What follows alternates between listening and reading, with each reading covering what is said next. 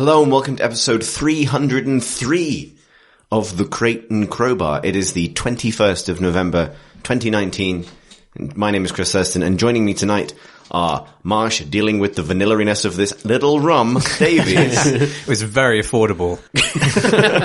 Alyx, leaving the bag in his Redbush tea, Wiltshire. Good day.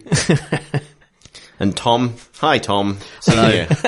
It's like syrup, but it burns like fire. Yeah. Imagine It's more burny than most other rums we've had, isn't it? Yeah, imagine if Coca-Cola could go off. Yeah. Combining all the fire and all of the sweetness of I'm the very not wine. fully sure it isn't just Coca-Cola mixed with rum, actually. It does feel like rum and Coke in a bottle, but it's not marked as such. No. And it is meant to look like Kraken rum, but with a legally distinct label. So that's good. They've solarized it, basically. So you'll note an auspicious episode number, 303, on this, the 21st of November. What happens if you add 2 and 1 together? Number 3. Wow. What happens if you add 11 to 2019? You get 2030. What's in 2030? That's right. That's the third 3. Don't count the 2 3s in the title of the podcast. That would make it the fourth 3. Just as like there's 4 of us in this trio of podcasters.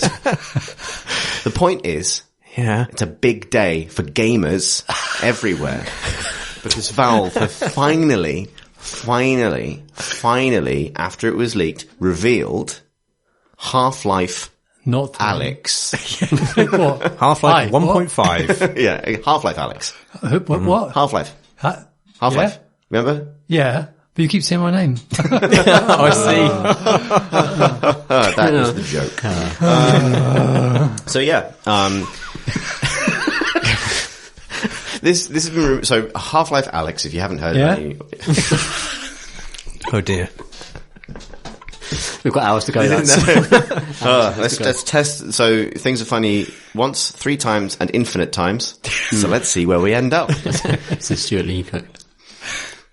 Half-Life Alyx was a game released in 1998 by Valve Software. It was very good. And then they released a sequel about 6 years later, Half-Life 2. But then it has taken them all of 17 years, 16 years. Is it 16 years? Or is it more less than that now? It was 2003, right? Half-Life 2? I think so. Wow, we've fallen at the first 2004. hurdle. 2004, was it? I think so. 15 years then. 15 years later, Half-Life Alyx. Stop it. I was agreeing with the point. You didn't have to. No one else made a noise. Regardless. But you are... It's just so not 3, though, is it? No, it's not. It's But why not? So, like, as in, it's really interesting how it's a VR game, and therefore you just sort of, in your mind, you write it off as, Well, here's the interesting thing. yeah. I think if so I want to get into the reaction to it, but we should explain what it is if anyone's not heard of it. So it is a full length game. They're saying it's about the same length as Half-Life 2. So it's not a VR experience or a kind of short, sort of mini-sode or something like that. So therefore, if it's longer than the episode's the most substantial Half-Life thing in a good old while. But it's a VR game, as you point out. I think it is designed to run on anything that any PC compatible VR headset, basically, with lots of different locomotion and control options and all of that stuff. My thought was initially the same. So, and it's you play as Alyx Vance from Half-Life 2, and it's a prequel to Half-Life 2, so it's set in the immediate aftermath of the 7-hour war, which is the Earth falling and becoming a Victor Antonov dystopia in the space of 7 hours. Basically an art path. From hell and space. With that in mind, I think it kind of makes sense that it's this and not Half-Life 3, because I was really interested to see new Half-Life thing. How do people react when it's a VR game, and that's necessarily going to exclude an awful lot of people. And I think if that had been Half-Life 3 and the promised conclusion to the story, people would have gone berserk. I would have felt very shortchanged if it had been a VR game, which was the conclusion to a series in which I'd already invested. I know that's such a selfish, petty little gamer man reaction, but it would have been my legit reaction, because it's unlikely that I'm going to buy a VR kit anytime soon. And it would, Half-Life being one of the series that I've most loved, it would cause me physical pain not to be able to play the next installment in this series on PC. Right. But so I completely understand why they made that decision. I think it was probably a good one. And also there's a short interview with Jeff Cayley, who is definitely a human man, with the principles of Half-Life Alyx, and they openly address why it isn't Half-Life 3, and they said making Half-Life 3 was too terrifying. Right. And this just allowed them to be freer with their ideas and not be burdened with a sense of obligation or, expectation. And so it makes sense to then branch it from the Half-Life trajectory and do something slightly different with it. Before we went to our personal reactions to it, I was actually really interested to see how this went down. Right? Because obviously it was leaked, but this is, such a Half-Life 3 as an idea is so entrenched in parts of the gaming community that I had no idea which way it would go. Because lots of emotional investment in a thing can flip really quickly from one pole to the other, from we desperately want this and it's the second coming to we hate this, it's the worst thing that's ever happened. The emotional intensity tends to be preserved, but the attitude can flip completely. Oh, to clarify, when I said it would cause me physical pain, that was a complete exaggeration. It wouldn't at all. I would have got over it really quickly. Yeah. But, right. I'd have been like, oh. Right, because, we're adults to some extent, and we were alive when Half-Life 2 came out. One thing that's interesting is Half-Life 3 is such a meme that it's spread into parts of internet culture, which, heavily features populations of people who legitimately weren't born when Half-Life 2 came out. Yeah. Which is kinda nuts if you think about it. So, it also makes sense that they would do something with a beginning that isn't contingent on the ending of the previous game. Because a lot of people who are going to play this, actually I don't know, but I mean, they're making it for an audience which may potentially be Half-Life naive. Right. And so to conclude Gordon Freeman's journey maybe isn't going to resonate with the teens. Right. The kids. Well, so I don't want to assume that everyone on who leaves a comment on YouTube is a teen, but let's assume.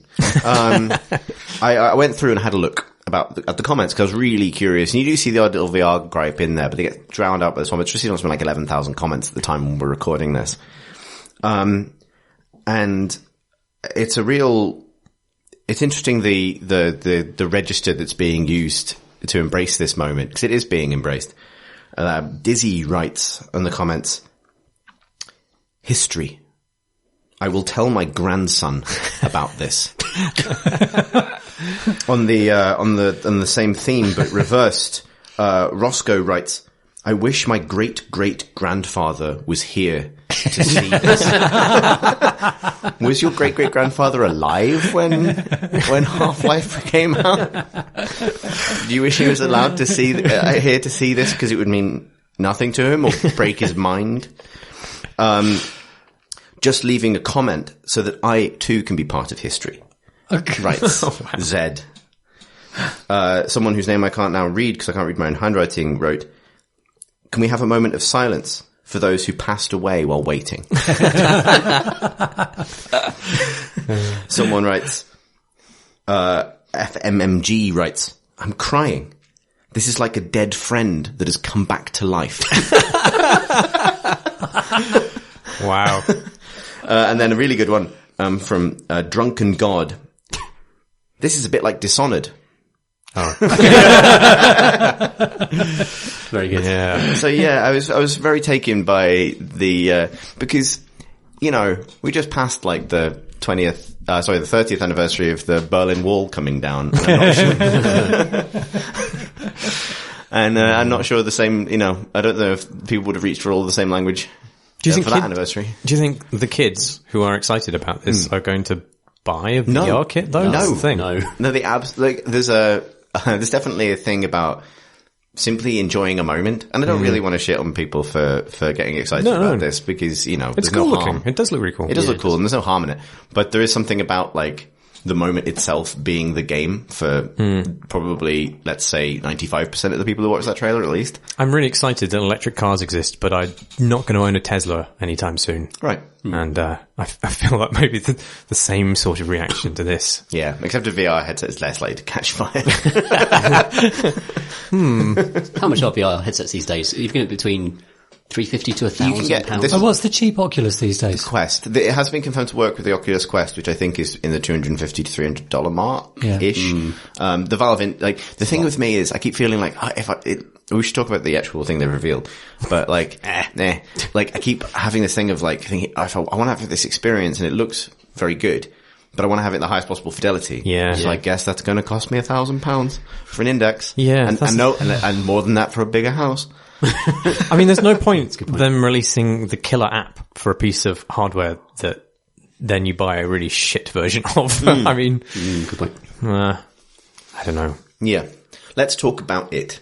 Tom, you just saw the trailer for the first time. Yeah, it's just a near live reaction because I just saw it, played it on Marsh's laptop right before we started recording, and I was very impressed. I was like, yeah, I remembered the world of Half-Life. Like, really, reminded me of that that type of post-apocalypse, where there are people still alive, but there's just alien machinery kind of hooked into European architecture. And I've missed that. Like, it feels like a very Half-Life thing to me. I think Alyx is a great character. I'm terrified of the idea of headcrabs leaping at me in VR. Yeah. That's like a reason I might not play it, because that's a lot. Do you know what I'm scared of in VR? Barnacles.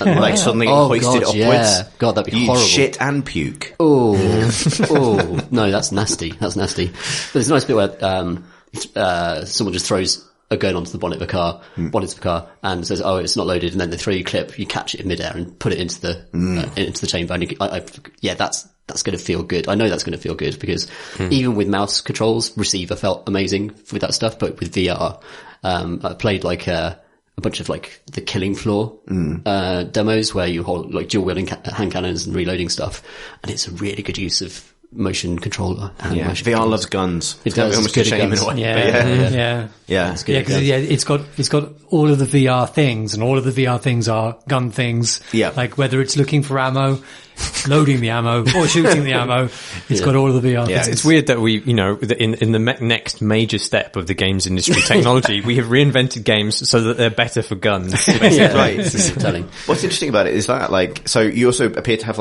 gravity hands. Like, the gravity gun is now, your right hand. By the looks of things, looking at the devices that are on her gloves. There's a nice moment in the trailer where she has her left hand in the kind of Half-Life bleep bloop energy machine while shooting with the right, which is again good VR. It's going to turn a generation of kids into mimes. It's probably it's horrifying legacy. Yeah. I couldn't figure out how traversal worked in the game because it looked like Alyx was sometimes pulling herself through environments with her hands. Apparently, it supports lots of different types of traversal. So you can draw a path. Tom Francis was explaining this to me. You can draw a path using, I guess, the center of your screen to where you want to go, and then you can either teleport there, or you can actually use analog sticks to move there, as you would in a first-person game. Interesting, because that's been reported to not work very well, that kind of analog movement in VR. Well, there is a sort of period of discombobulation which is difficult to get over. But I mean, I remember way back when we got one of the first VR kits, you and I played Half-Life 2 in VR. We did, yeah. And we did both feel really sick, and it was disgusting wearing your sweat. But and I imagine even more so vice versa. Yeah. But God, I'd forgotten about that afternoon. We got quite far. We got to the end of the canal sequence. Yeah. If I remember right, which is quite a lot way through that game. Yeah. So that sequence is way too long. Yeah. I remember getting into the boat and it being like a kind of, oh fuck. Actually seasick kind of. Shit show. It was alarming how fast you moved on foot as well, in comparison to how fast you move normally when you're inside your own body. But it was possible. So I don't think it's going to be totally disgusting. That's one of the reasons it surprised me that it's this full-length campaign as well, and presumably lasts people a long time because you play it in, little. Yeah. I'd be interested to know if that changes how they structure levels. But I've read reviews of the new generations of Oculus and Index, and they are less sick-making, more comfortable, lighter. It's not just the nausea and stuff. It's the fact that it's such an isolating experience that I at least find it hard to play. Unless I know that, I'm completely alone in the house, I'm not expecting anyone to call me. Yeah. And nothing's going to, the doorbell's not going to go. You don't have a cat to tread on. Right. There's a lot of reasons where you don't want to put headphones and a blindfold on and be in your house for 4 hours, Yeah. I mean, I'm guessing, going back to what you were saying about the traversal, that despite it having analog stick movement, I don't think you're going to be like strafing around things all the time, because it's got to be set up to allow you to exist in a single spot. All of the scenes in there are you in one place reacting to stuff, isn't it? Yeah, it's almost like a kind of House of the Dead style arcade shooter based on the trailer that we saw, where actually the architecture looked 1-to-1. So whereas, you expect there to be really high ceilings and much wider rooms when you're running around in first person at your accelerated speed, in this it looks like the Combine soldiers are actually like literally genuinely larger than you and like quite close up, which is a different type of perspective that we used in first person shooters. Given like a lot of what it shows is very, very detailed physics. So every object on a shelf being able to be brushed aside. Yeah, that's really manipulated. Cool. I would suspect that I would expect smaller areas that are far more dense with interactive stuff, and that, because the thing I was thinking about is the structure of Half-Life 2 particularly is basically defined by this idea that I think only really, and we'll get to them in a minute, Respawn have nicked for Titanfall 2, which is this idea of like introducing a mechanic, playing with it for a level for like an hour and a half, and then discarding it and moving on. Like that's, I think what makes Half-Life 2 such a great campaign is it doesn't have this accumulation of features so that by the end you don't really care about any of them. It's like you get to try being a horror game for a bit, and you get to try being a military shooter for a bit, and a sci-fi shooter for a bit. Then you control some antlions for a bit. And then exactly. Drop that. Well, there's bug also, management for a bit. Like, there's this also like, and this fits the VR thing is, like where it has like defined areas within those chunks. So like, here's your physics puzzle. Now you can do a physics puzzle. And like that works for a VR thing where you kind of like, here's your mucking around with a load of physics objects in a tight space. Right, but I would expect the size of those chunks to be smaller in a VR game. Because that's the other thing. It's like, it'd be great if it was like a 20 minute to 30 minute bit that you can play and then take the headset off and go do something else. Yeah. There definitely seemed to be some interesting puzzly looking things that were briefly glimpsed in that trailer. I'm going to be interested the glowy light things. Yeah, it looked like there was some kind of key / Jonathan Blow style witnessy puzzle thing going on. that's going to be interesting over the next couple of days, seeing people pull it apart frame by frame and then picking out all the new stuff. Maybe there was a new enemy type in there as well. No seesaws though. No seesaws. Put a box on one end of the seesaws and get on the other end of the seesaw. And you're a bit lazy, so when you put one on and you keep on jumping and falling. Yeah, that's right. Yeah. Fine. This is what I was thinking is saying like one of the genius things about Half-Life 2's setting, I think, this sort of, because it was new at the time, it's subsequently not, but it's a great sandbox for what the technology they were showing off at the time, which was physics. And that kind of realistic physics, interactive physics, is much more impactful, I think, in a believable environment that's full of stuff than it is in a space place, or even Half-Life 1's kind of very sort of science fiction-y Area 51 military detritus, like people's stuff. Yeah, like, and the seesaws are the perfect example of that. Like, it can be a world overstuffed with fulcrums. God, because, I'm remembering the lab in which is just filled with little kind of experiments to fuck around with in Half-Life 2. Like that is the proto kind of VR set. Yeah, this has got a lot of rummaging in it. So maybe rummaging is the new seesaw. But I was going to point. Dishonored. Another, you were rummaging through bins all the time in Dishonored. So maybe this is the new Dishonored. Yeah.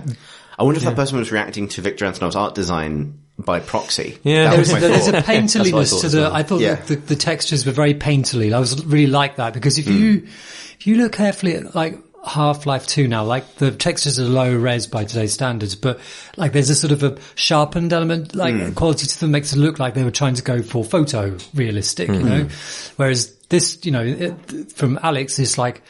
It's very painterly, very Dishonored-y. And that's what I took from it. Yeah. It's definitely also like is higher, fidelity. And I think there's something exciting about seeing that world again. Yeah. Much higher fidelity.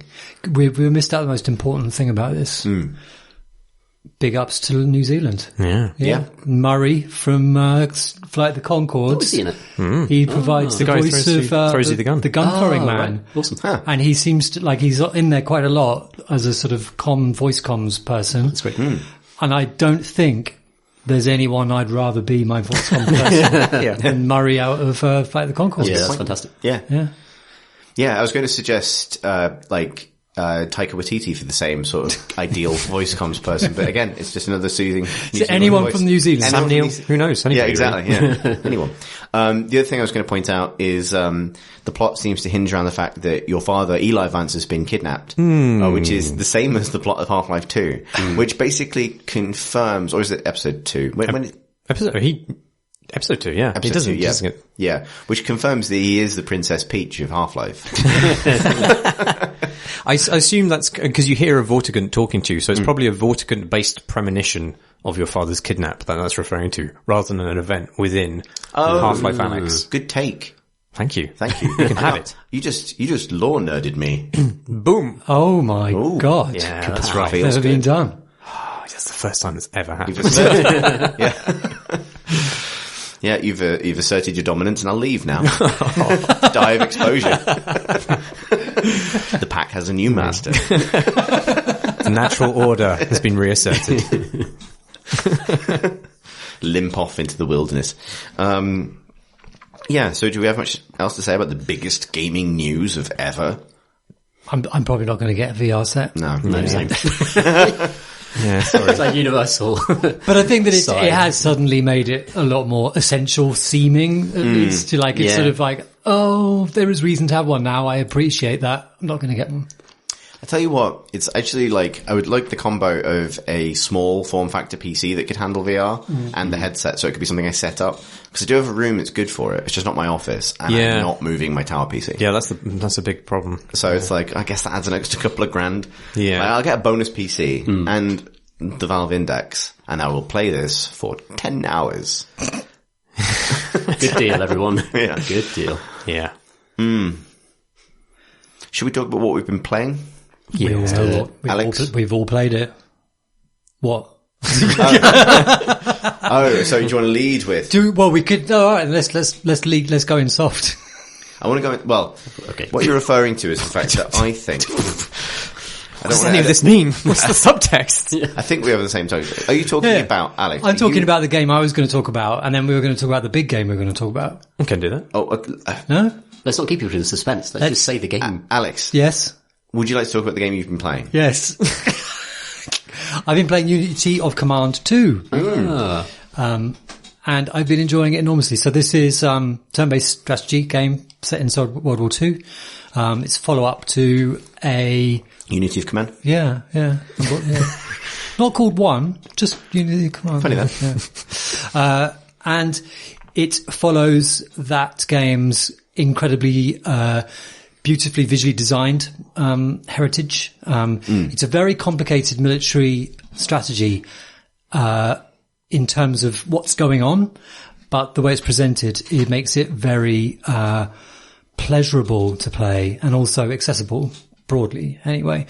So this is a game so basically you're playing on a map of hexes, except for the hexes aren't shown to you. So it has a naturalistic look. It looks like you're playing on a map. You have lots of little divisions of your army. You play in Unity of Command 2 as only the allies. It doesn't have an Axis campaign in it. And you start off in the campaign, at least in North Africa, and you're going to go up Italy and go to Normandy. So it's kind of from 1943. I was going to say 43. Yeah.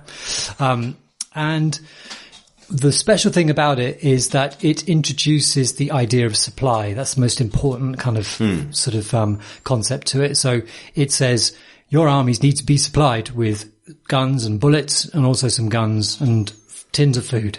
And if you don't, they will become weaker and weaker and weaker for as long as you pass turns without them in a supplied area.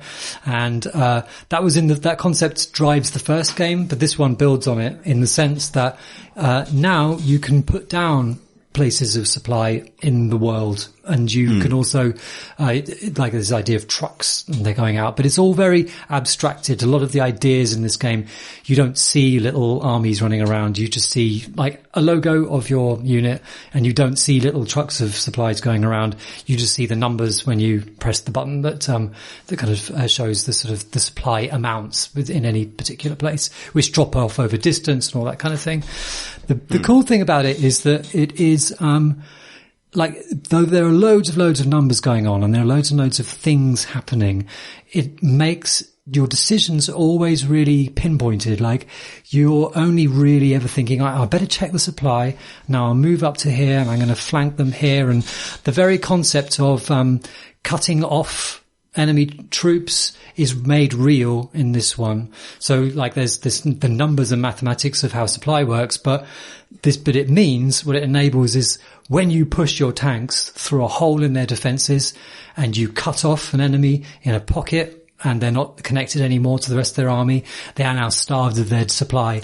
Right, and so enemies have the supply mechanics. They have supply as well, and you can see kind of their supply situation as well. There's fog of war, but like it does let you see their supply situation. This is one of the only games to actually simulate that. It feels like it. I think outside of grand strategy in abstract. Yeah. I expect there are, but they're probably very, very, very complicated and detailed. Yes. In this one, you have a supply point, and you click on it to increase the supply, and you use the mouse wheels to go up and down. You can see in real time the supply kind of flowing through your. So you're saying it's a game about attacking using the element of supplies? That's good. It's real good. It's real good. I think it's fascinating to make a game out of logistics, because that is just a huge amount of what the generals were actually considering. During the Second World War. But in this one, it also adds headquarters. In the old game, like, there wasn't any concept of headquarters. In this game, headquarters, as long as you have units that are attached to a headquarters, they will be able to do special, command point based, abilities. If they're outside of that range, they will not be able to. So, and you can move your headquarters to, anywhere on your map. Basically, it means you want to keep your headquarters close to the front. But then again, if the enemy push through, manage to get through your lines, and, then you'll lose your headquarters. And that's a real pain in the ass. And then it's really good at doing fronts. So, and I actually spent some time this morning trying to figure out how the maths of it works, because, the manual for 2 is not very well developed. Like, it doesn't have very many, it's not very detailed, and there are loads of things in the game which aren't actually explained very well. But you can go back to the manual for 1, which comes as part of your installation if you bought it. And it gives you a full rundown of how it works. And actually it's kind of simple. Like, there are strengths of your unit, and then they're multiplied by the attack thing, and you can calculate it. And, it makes sense. But the clever thing about it, and it reminds me a bit of Warhammer in the way, the way in Warhammer, like the actual logic of one unit to one weapon's strength against another is really hard to pass in your mind as you're looking down at it. Yeah. But like, when you look back at why you lost, you're going, Christ, there's like, they had one strength more, and the toughness, like, these small changes. The rats had big fire cannons. Effects, had no protection at all against rats with big fire cannons. It's like, but it has that same effect where you can kind of, with a bit of cleverness and putting the right force in the right place at the right time, you can punch your way through lines and get breakthroughs and cut off supply. You can set yourself these cool kind of objectives to yourself, where you see the enemy has a supply depot at a place, and you know that you can fuck their entire army if you can just punch through and take that place, because and then because that they're going to run out of supply and they're all going to become totally useless in a turn's time. It's got that sort of organic, sort of complex, and yet your decisions are really big and sort of meaningful sort of feel to it, despite it being mega kind of military history and mega kind of grognardy. I really like it's good shit, and I'm really bad at it. Like, there's the first mission of the campaign is I think it's the last one in Africa, and it's this point where so the British, 2 of the British armies, one of which is Montgomery's one, the British 8th Army, I think. They've been charging through the North African desert, and they finally sort of squeezed the axis to the very sort of north, Egypt, I guess, sort of the northeastern corner, and to push them off the continent. And the Americans are joining as well.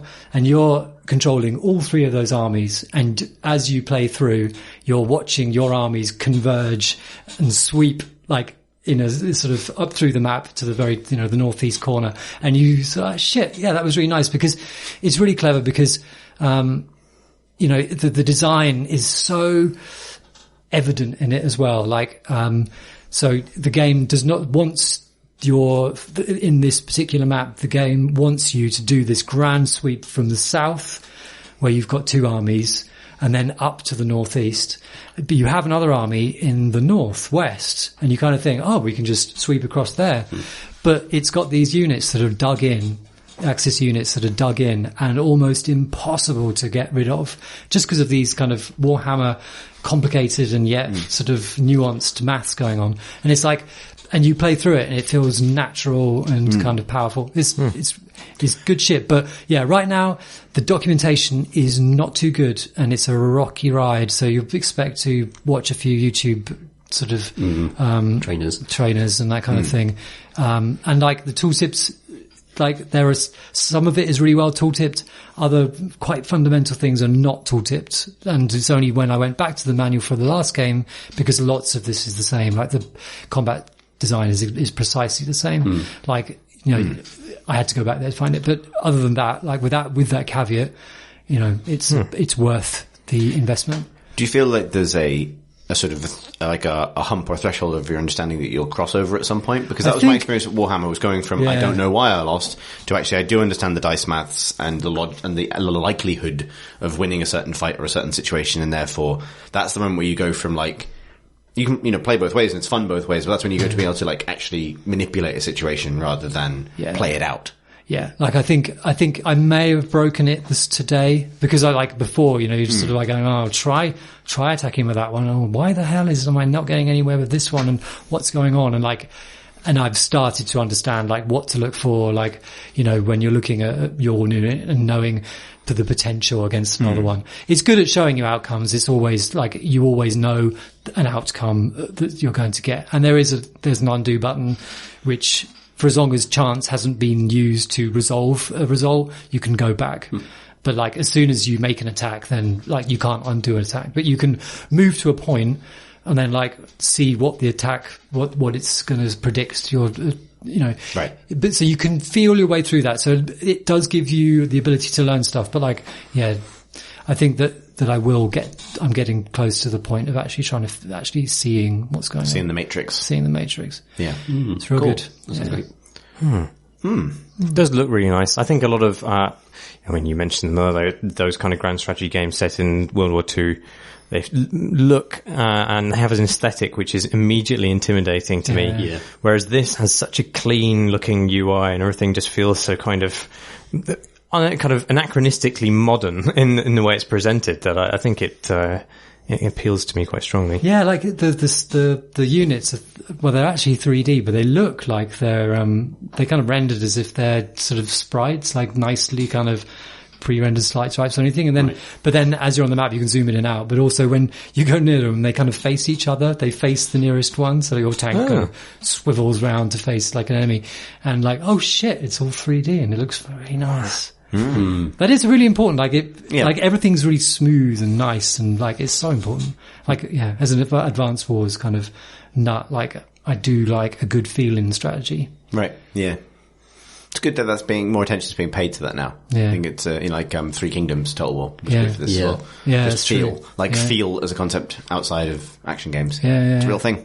Oh, just to finish on this, I discovered yesterday that the maker of Unity of Command, someone called Tom is, I think he's Polish or something. Anyway, he's called Tom, like he calls himself Tom. He made AMP, which was one of the very first MP3 players. And when it was converted by a couple of Americans to Windows, they called it Winamp. No way! What? Which means that he is one of, like, the guy who made Unity of Command is one of the people who made the MP3 what it is today. I still use Winamp to transcribe stuff because of all the kind of universal shortcuts and stuff. Oh, man. That's wild. Why can't we have, you can do this with Steam, why did skins for apps go out of favour? And there are obvious reasons for this, but why can't I make my music player, why can't I make VLC look like Geiger's Alien? Like, that was... You're right. Can you not do that anymore? You used to be able to. Maybe I'm the one who changed. But like many people who miss things from the past, I don't want to interrogate that. I'd rather complain that it's not 2003 anymore. Half-Life 2 isn't about to come out, and I can't listen to like shoegazy music while looking at a picture, like a big old ribcage. See, I was never... I wish that all apps on the on Windows 10 enforced the same Windows bordering of Windows 95. I want a big chunky border. I want everything completely unified. I don't want some window to be black and it's on top of another black window, so whenever I try and click and move the window, I select the wrong one. Don't do that. Tell developers not to do that. Give them a nice big grey chunky border with a blue bit at the top. You want like a kind of Command and Conquer wall around every window that you're interacting with. Yeah, I've noticed that because a lot of launches are going in that, like, what if the entire launcher was just a piece of concept art, and when you sing at it, the game you want launches. But like, actually, I will say kudos to Valve again. I actually really like the Steam redesign. I don't know if that's a spicy take or a mild take. I've come around to it. I like it more now. Yeah, it's really good. We've benefited. We were lucky on HackMed that we knew about it, obviously fairly far in advance, so we were able to update art and stuff. But like, it's come with a bunch of stuff like the event system and just better ways of kind of pushing your game up to the top of people's list who own it. That is actually great. Like, I don't know if I mean, I like it anyway, but I don't think I would appreciate it as much if I wasn't part responsible for a service game or a live game. Yeah. And it's great for that. Like, rather than something being, it makes it harder to lose something in your list when something exciting is happening in a game you happen to own. Cool. That is and I think that is genuinely a benefit of people. It's not just a marketing thing. It's like, if you own a game and something cool has happened in it, that should be the thing that moves it to the top of the list, not, Alphabet. Right? Yeah. Anyway, so there is a game we've all been playing, but I kind of want to move around a bit because, Tom, I want to return to Death Stranding. Particularly, I want to return to Death Stranding if that's okay. Yes. Before I drink too much of the little. That's actually because I feel more confident talking about Star Wars after more of this. Death Stranding, I don't know if I can. Death Stranding is really difficult to talk about because there are elements of it that are quite spoilery, and they're not at all plot related. It's nothing to do with cutscenes and the. Then why are they so long? Kojima's wank dream that is just going to be thrust upon you for the entire game, and you're just going to have to endure it. And like, there's some just. It feels like a game that was built with imagery first, in that sense. Like, the actual plot revolves around images that Kojima found fascinating, and then they sort of wrapped a story around those images, rather than actually sort of like thinking about how stories work and how like characters become likable or whatever. So Mads Mikkelsen giving birth to 4 special forces soldiers and then withdrawing their umbilical cords into his core as he shivers and then stands up and becomes a boss monster is a thing I've not seen in any other piece of media. And right. That's as much as you can say for... That was his tell in Casino Royale, wasn't it? There might be something wrong with this guy. But the real treat that the reason why I really love the game now, and I started out really enjoying it, then I absolutely hated it, and now I really like it a lot, is actually the social features and the way that the world adapts and evolves based on what the community is doing, and the way that it exposes you to different players, and the way that the environments that you've visited in the past change.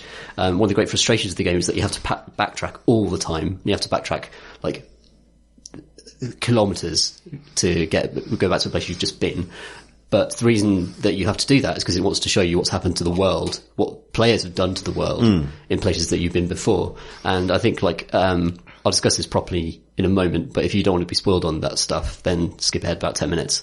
But basically, you start out, it's got this kind of social media idea where you get to like each other's structures, and you can build a structure. I've got like tens of thousands of likes now because of a bridge I built in the first area that loads and loads of new players will use, and it's immensely gratifying, and it has all of the kind of dopamine hit that social media has. Is it like is that just a single world? So is every player seeing your bridge, or is it kind of sharded off or something? No, so you've got a stat called like bridge link or something like that. And the higher that is, the more players your stuff will be shown to. But in order to get that stat up, you have to be liking players' stuff. So it's the kind of like this loop, the social media loop that it creates that is actually really deeply satisfying. And the convenience of these bridges, because it's such a kind of frustrating game deliberately, makes you genuinely grateful to other players. But then there's a point where I just went back to like the second area I started out in just to do some side packages. And there's a twisting highway that is literally just dripping shit onto the earth. Like it's just it's called part of the chiral network it's called, which is basically death magic. And there's just black kind of like stalagmites, whatever, just dripping shit onto the ground. And it's very convenient to drive over it. But I suddenly had this sort of turnaround moment. It was like, oh, we've wrecked it. This beautiful, extraordinary landscapes that they created are ruined. Like they look disgusting now, and it's very convenient. As a result of player action. Absolutely, yeah. And this to me is like the main thing the main message of the game is that, and it's almost explains the kind of facile adoption of like America as a concept, which seems really, really empty when you start actually connecting the US and destroying the places that you've been. Because every time you push into a new place, you can't see any of the player structures. Only once you link them to the network can you suddenly start seeing the player structures. So it basically gives you this extraordinary natural beauty, and then you walk out after connecting the network, and it's like, oh, it's fucking horrible now. And it's very, very deliberate, I think, and it's quite profound. And it all comes from the fact the game looks absolutely extraordinary and sounds extraordinary. The landscapes in that game are unlike anything I've ever kind of just walked around before. Distance is real in that game. It's not like in Skyrim, they do kind of perspective tricks to make things look further away than they are, but you reach them very quickly because you have very high walk speed, and actually they're much closer than they appear. And I think Death Stranding has achieved what Red Dead Redemption 2 wanted to achieve when it wanted to make a kind of walking simulator in the West, the Wild West. But they've done it by actually making walking and travelling grueling, and you have to go through that discomfort for the rest of it to work. And it's kind of great. Like, that's just really smart. What is your takeaway from that, oh dear, we fucked everything up by trying to reconnect humanity thing though? Is there anything more deep than that? What is it? I don't think so. The trouble is, like, as like you guys covered it really well last week, I think, when you say like it is just a game that's like pushing in so many different directions with no actual kind of connecting purpose. Right. And the story has nothing to do with that really. The story is really frustrating because it has amazing horror ideas and amazing horror imagery that it just doesn't capitalize on. Like mechanically, when you actually encounter the creatures that seem so fearsome at the start, they're pretty trivial. And it ends up being it's like hammer circle to waddle away and be fine. Yeah.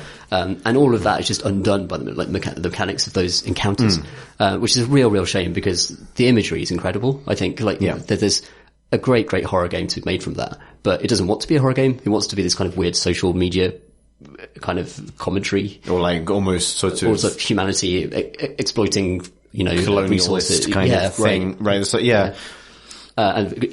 humans versus the natural world, and as you spread the network, more dead things come into the world, which is also like just humans coming back to further spoil things. You know what I mean? It's like this kind of vicious circle.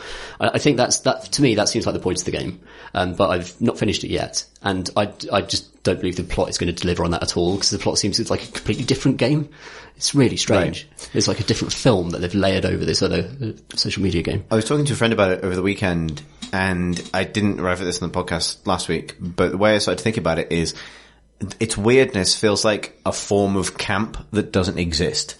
Right? I mean, because there are things about it that are openly super camp, right? In a fun way. For sure. Because Kojima games are always like that. But its weird excesses and its kind of symbols and kind of nods to stuff that isn't real. It's like, it's sort of like camp from a different dimension where it's hilarious that America might look like Iceland.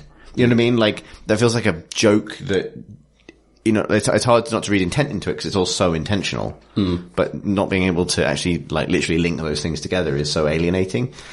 I think it's maybe too far to call that deliberate.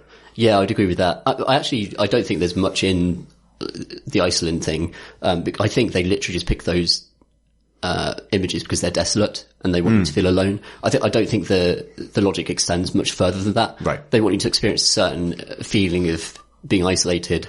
And like I used to hike around the Highlands and hike all over the UK, and I got a genuine sense from traversing those environments of the real act of actually hiking around and feeling like a tiny mote of warmth in this infinite, vast kind of, space that doesn't care about you.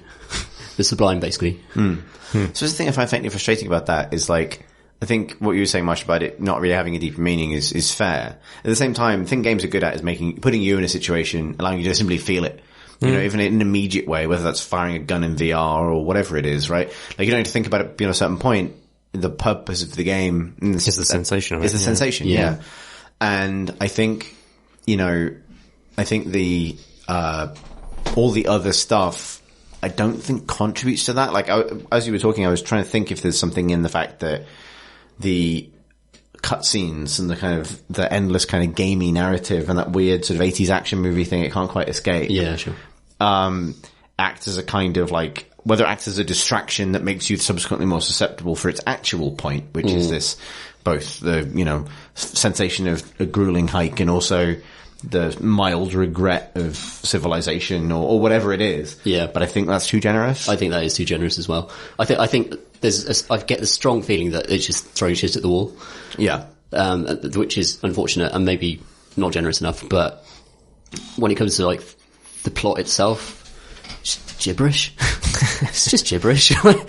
Amazing imagery, but just gibberish otherwise. The real stuff is that it just needs to stick to one theme.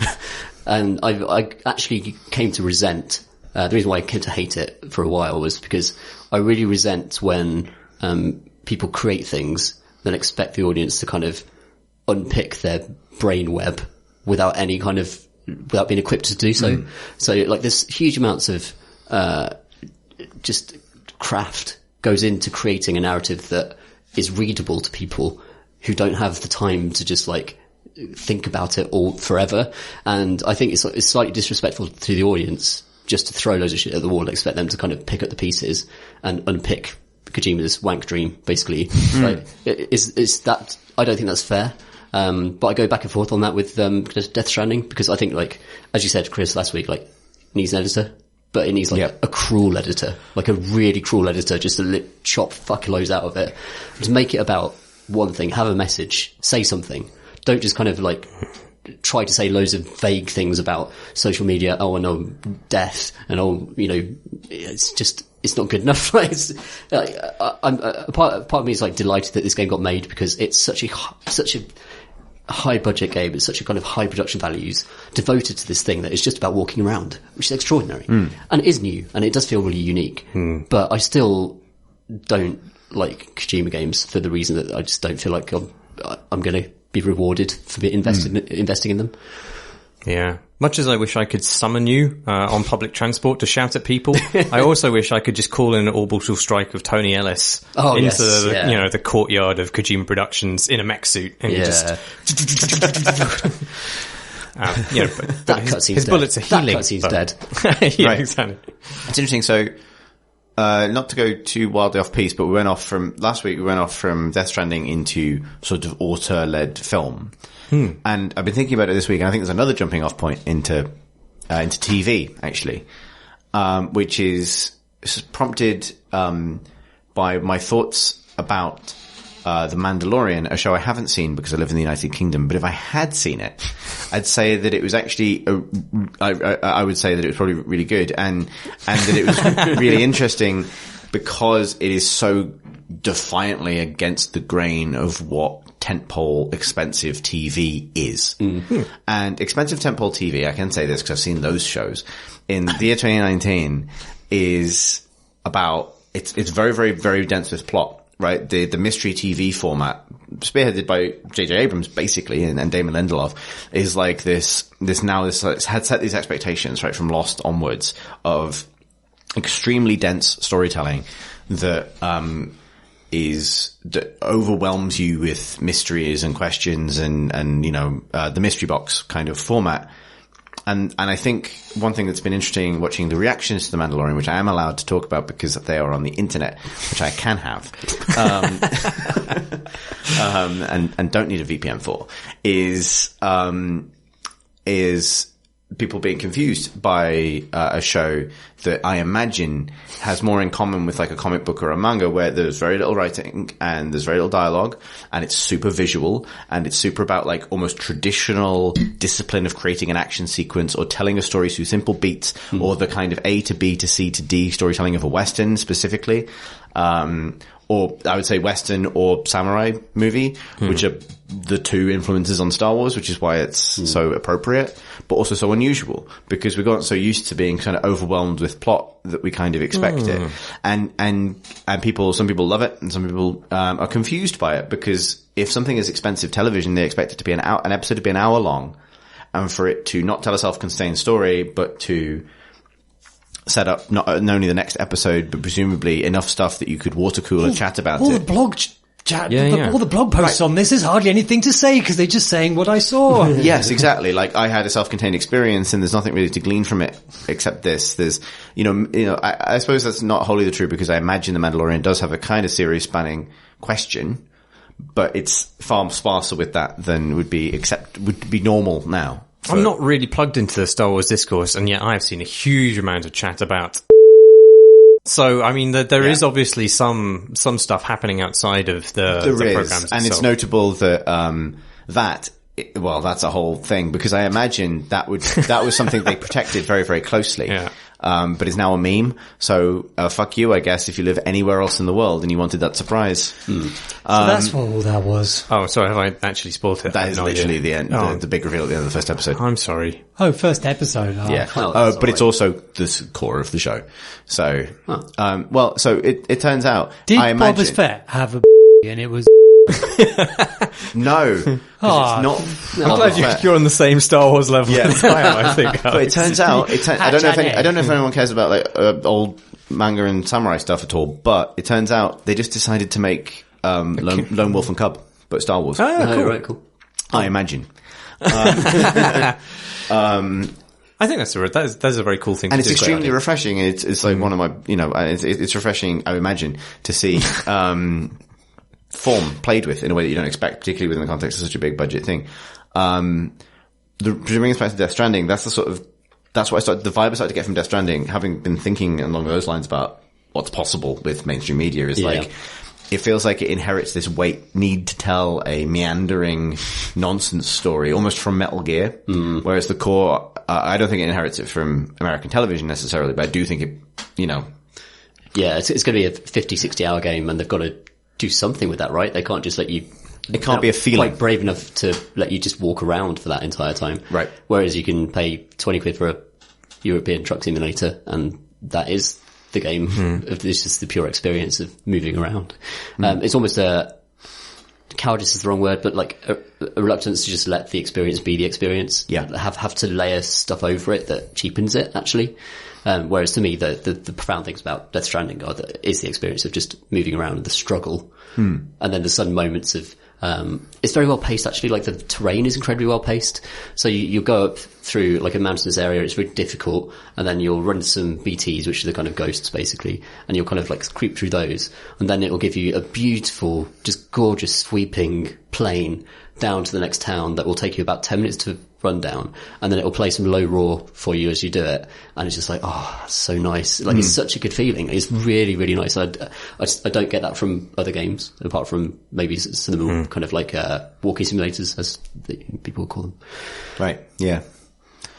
Yeah. It's interesting. I'd actually compare Kojima more to somebody like Nolan in some ways in terms of cinema, because Nolan's films are always about the aesthetic experience while you're in the cinema. Sure. And then as soon as you leave the cinema and you think about it for more than a couple of minutes, you're like, But during that time, there's just he has perfectly gauged the amount of information and kind of visual overload that anybody can take to have exactly the kind of appreciate the film's texture in a way that I don't think other film directors do. But then in Kojima's case, I think it's like Nolan being continuously sabotaged by Tommy Wiseau. It's like, an amazing combination. like the Jekyll and Hyde of his personality. Yeah, right.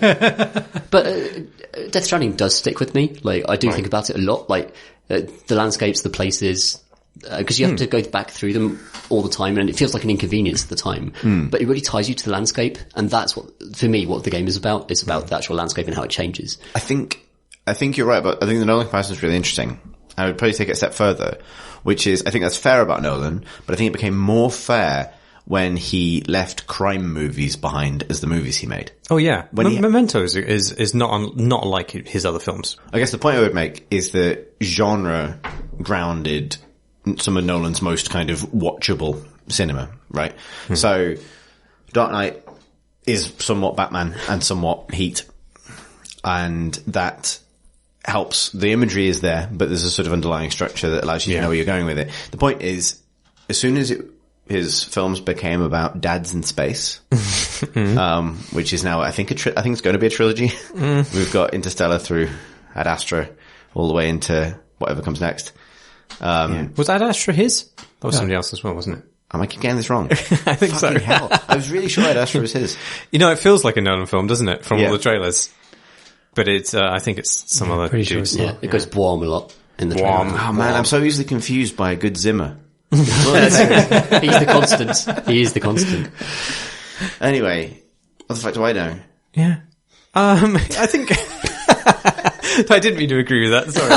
That was it's true. I just realized that was just a playing for time. No, there is what's Nolan's next film that is also a dad in space film, right? I mean, with a break for Dunkirk, which is not really a dad film, apart from maybe Kenneth Branagh being dad. I was going to say the dad, yeah, the dad. Faintly disappointed at the sea. That is my dad. That is all dads. Looking at that's a film that's rich in dads at sea. Like, I mean, it's got the dad on the little boat. Oh yeah, it's got Kenneth Branagh, army dad. Mark Rylance playing Mark Rylance. Staring into the middle distance. Oh no, the sea's quite rough here. Oh no. Oh no. Oh, a Stuka bomber. That's alright. Tom Hardy's got it. Oh. There's all of Dunkirk in it. Perfect. Yeah. Nolan's ability to smother Tom Hardy. Yeah, exactly. It's quite strange. I don't like his voice. Put a mask on. The next film will just be Tom Hardy's locked out of a spaceship. He's going, Dad, Mark Rylance, let me in. I like your chair squeaking as you shake your fist there. Made it sound like your bones are actually squeaking. But maybe that's true as well. I don't know. Squeaky suit. What are we talking about? Death Stranding. Death Stranding. But this is how Death Stranding conversations always end. Yeah. Well, it's in a very different place. Basically where it always goes. Why wasn't he in it? Fuck's sakes. Come on, Kojima, turn it up. Is it not maybe ultimately a win for Kojima that we can't talk about the problems with his thing without talking about the flaws of filmmakers? Because that does make him, in a way, a filmmaker. Yeah. Well, also, he could blame it on them. I mean, he wants to be. Like, he said that Kojima Productions is going to make films. And God forbid. God forbid, yeah. Like, what would Mark Rylance's Kojima name be? Brood man's sad dad. You've nailed it. He's a very good actor. I don't know why. He's excellent, yeah. But he always plays characters who are very taciturn, basically. Yeah. With a look of, deep wounding. He can just behind his sad face. He can stare through the horizon into space. Yeah. Better than any other actor. I He'd make space cry. Middle distance man.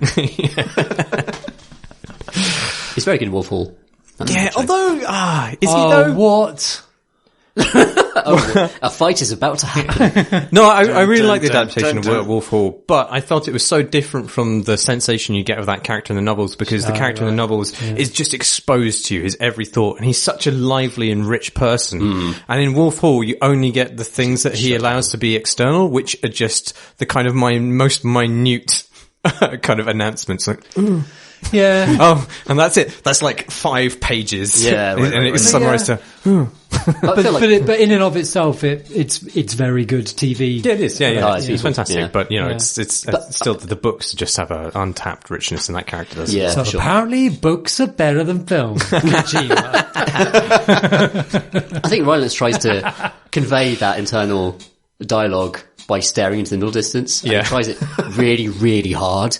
And so I kind of I forgive him. I think my children have died of the plague.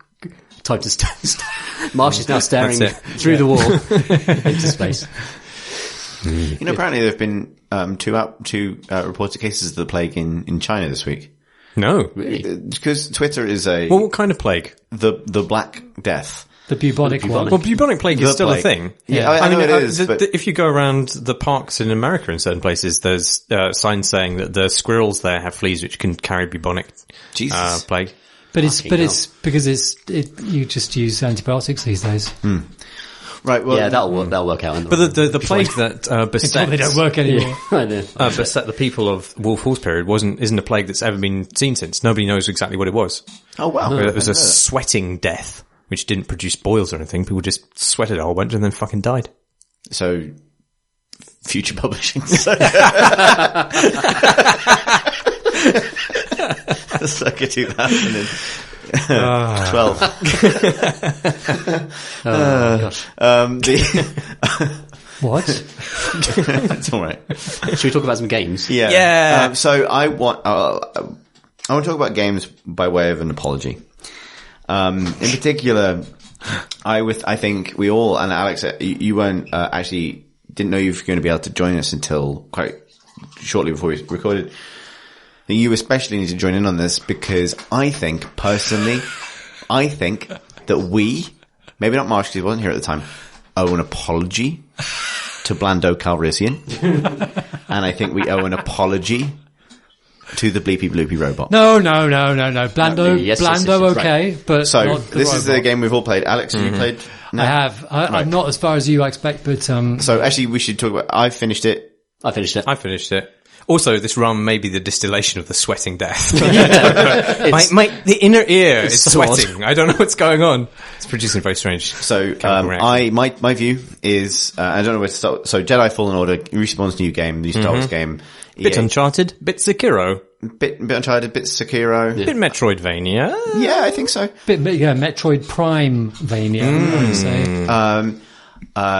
Well, quick fire hot take. I really, really liked it, and I think we need to apologise to Cameron Monaghan because he's the actor that plays the lead character, and he had to endure the entire internet going, why the fuck would anyone design a man that looked like this? And it turns out it's just a very accurate performance capture of his actual face and body. I like his admittedly very dumb-looking face. But as a man with a dumb face himself, I feel I identify with him. I think his hair is what's gone wrong. Yeah, his hair is awful.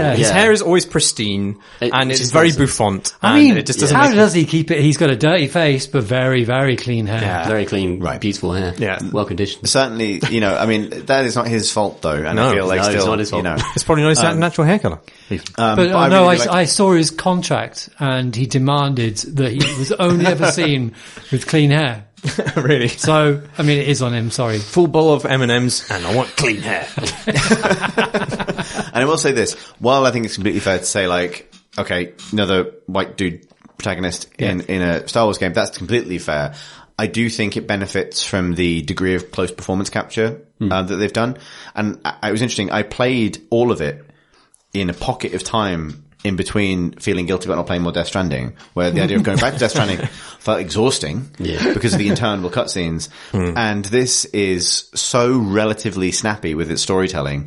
And I found, and I feel like people may disagree with me, but I did find, if you just want to start by talking about its characters and presentation, because that's what we ripped it apart for previously, I actually enjoyed the performances, and I thought people had a sense of connection in this cutscene. And it's light fare, but it was actually like, there's some good deliveries, and it kept me going, and I enjoyed it. This was like up there with Wolfenstein. I thought, like, it had a Wolfenstein, like the way, the kind of like the fidelity of a Wolfenstein sort of Performance. recent one was like the cutscenes in this one. I like the performances. I thought the performances were what sold what was pretty an undercooked script. Yeah. I think. It wasn't that it was bad. There weren't that many kind of absolute clangers in it, which I would have probably sent to you on private messages and snorted at. But it's just it all feels, the dialogue all just feels a little like, it was a bit placeholder, but we'll come back to it. And they never did. But all right, fine. It wasn't totally offensive, and the actual acting of it, I thought was pretty good. Yeah, it's funny. I watched a sequence near the end. There'll be no spoilers, but I watched a sequence near the end because I enjoyed it. I wanted to watch it again before doing the podcast. And the YouTuber that I was watching happened to have subtitles on in the game, and when you can see the words of the script, you totally get how the lines, I mean, this is, what I'm describing here is acting, but that made me appreciate the actors actually really make that stuff work. And that is a large part due to the fact that they can do, because it's mocap to Jesus and, the facial capture is really good. And for that, it's like, that's been true for games for a little while, but it felt like a good example of like, amazing eyeballs. Really good bulging eyes. Seer's eyes, who's like your kind of major go-to NPC in the game. Whoever the actor is, she has huge eyes. And they are rendered with all of their... They're not quite as protuberant, are they? I don't know. But it feels like the good part of having crossed over the Uncanny Valley and gotten to the other side, where there are moments in that game where the line maybe isn't dazzling writing, but she sells it by like her eyes widening, which is not something games were particularly good at doing. Where the expression is that kind of. Yeah, I bought all of the expressions in that game, which is not something I think. Even for the four-armed gribbly alien man. Who's also really expressive. Gribbly Alien Man, I think, actually has the best face out of all of them. Because there's so much more nuance to the way his mouth moves, I think. Or maybe it's just advertised because it's like 8 times the size of everybody else's. Yeah, right. But it's, I think it's maybe the surprise in seeing so much humanity in a great slab of a body. Right. And, although I did think that the aliens were a little bit kind of like, none of them were very interesting. Like Star Wars has a good line in doing interesting monsters, and this, like, they're all kind of like, well, I can see that it's Star Wars-esque.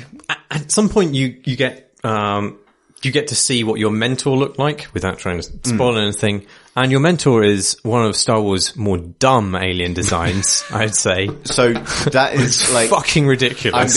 I'm gonna be able to deep cut the shit out of this. I knew you would. I was waiting for this. Your mentor is a Lasat, which is based. The only other character like that that's been seen is in Star Wars Rebels, which is a cartoon with a much more like stylized art style. Are they frog vampires? They are frog vampires, but they were based on the original Ralph McQuarrie concept art for Chewie. Well, shit. But also, Chewie is kind of a pretty dumb-looking character, and and actually in this game they struggles with Wookiees. The Wookiees are very bad. It struggles with Wookiees. The Wookiee tech is not up there. It's not up there. No. Is it the hair? What's wrong? Hair? They need some Nvidia hair. They look like straggly dogs that have been rolling in tar. I was going to go very hairy tampon. Also good. Yeah. Can anybody do a Wookiee noise? Yeah. I don't want to be the only person who talks about it. Obviously, I'm the resident Star Wars apologist, so I was probably going to like it, but I really did like it. And storytelling's part of that. 6 out of 10. I think it's a solid 8. I know. I think it's probably a 6/7 though. There's a lot of edge, kind of weird little sort of crappy bits about it, though. Like, it is janky. So, like the slides? Loads. They're very good at sort of like giving you an environment that looks eminently hold on to a ball, and you just jump into nothing, and like, it doesn't work. Okay. I didn't find that at all.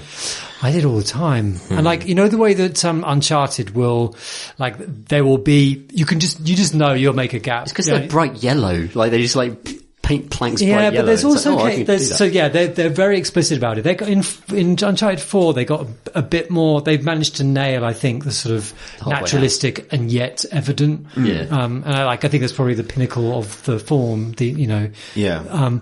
But I thought that, like, there are loads of little things, like, you run for a jump, and in this one, like, you'll miss, and you go, well, okay, like, was I meant to then or not? Whereas Uncharted will go, right, we'll just extend the jump. Like, you made it, right, nice one. I think that might also be a consequence of its structure, because it is a Castlevania, and you are going to get a way to extend that jump. No, there are some that evidently I can't, and there are others where I just jumped the wrong timing, or there was like a rope that I didn't like swing enough on. Sometimes the rope kind of glows so that you can grab it, and you go to grab it, and you just don't. Yeah, as soon as you got to pull it to you. No, you pull it to you. You can do the action. Yeah. It says, do the action now, and you do the action, and you go, it does have straight past it. To me, it feels like it needs another 3 or 4 months in the oven. Yeah, exactly. It has it has some of those foibles, but it also has some performance problems as well, which I experienced massively on PC. Oh, really? I'm getting, load, if you're going to go into a new area and you better be ready for some stuttering. I had a couple of moments where it's slightly thought about chugging, but it's not really. Are you on SSD? I was wondering this actually. Yeah. This is I am not on SSD. Yeah, so not to pay backseat QA, but I think it has an issue with streaming because I played it all on PS4. Right. And it looks great. It's a beautiful game, but it clearly has some issues with streaming assets. There's a bit of pop-in. And I found on PS4 that if I run fast enough into a new area, you get to encounter a secret enemy, the deadly stormtroopers of T-Pose Squadron. Who will T-pose at you and float at you with a blaster or carbines pointing out of their torsos until they trigger another animation, at which point finally the animation arrives and there we go. So it is janky. However, its jankiness it didn't detract from how much I enjoyed it. And also, in a way, it felt like I suppose it's impossible to talk about Star Wars without talking about its kind of context, but this felt like a really solid game that a company was tasked to make in 2 to 3 years, probably since. Yeah, that's really there. Yeah, it feels like they did it. You know what I mean? I'm very pro Respawn generally because I love Titanfall 2 and I think there's a lot of real talent in that studio that gets underappreciated, particularly in the single player context. But I feel like a part of me was like, yeah, you guys were given a job, which is fix EA's massive blunder with Battlefront 1. Sure. And you're gone and done it. You did it. It's a sort of 20 to 25 hour single player game with no bullshit in it. Right, yeah. It's actually true. There's not a lot of bullshit. It's really unusual just to have, the Outer Worlds was like that as well. I'm sure no microtransaction bullshit or or kind of service game bullshit. It's just, you're gonna have this game and it's gonna be self-contained and you're gonna have a nice 20 hours with it. That said, so the structure of it is quite interesting because certainly at the beginning of the game you think it's going to be this very much Metroidvania thing where you enter a big open expanse. Actually the first few levels are very linear to get you through tutorial, but then you exit the tutorial, you're dumped into this big open place, lots of different directions you can go. Some of them are transpire to be locked off to you by abilities you don't have yet. Yeah. And then you go through this environment and there's usually a number of different paths you can pursue at any time. And you're likely to circle back and get collectibles and things like that.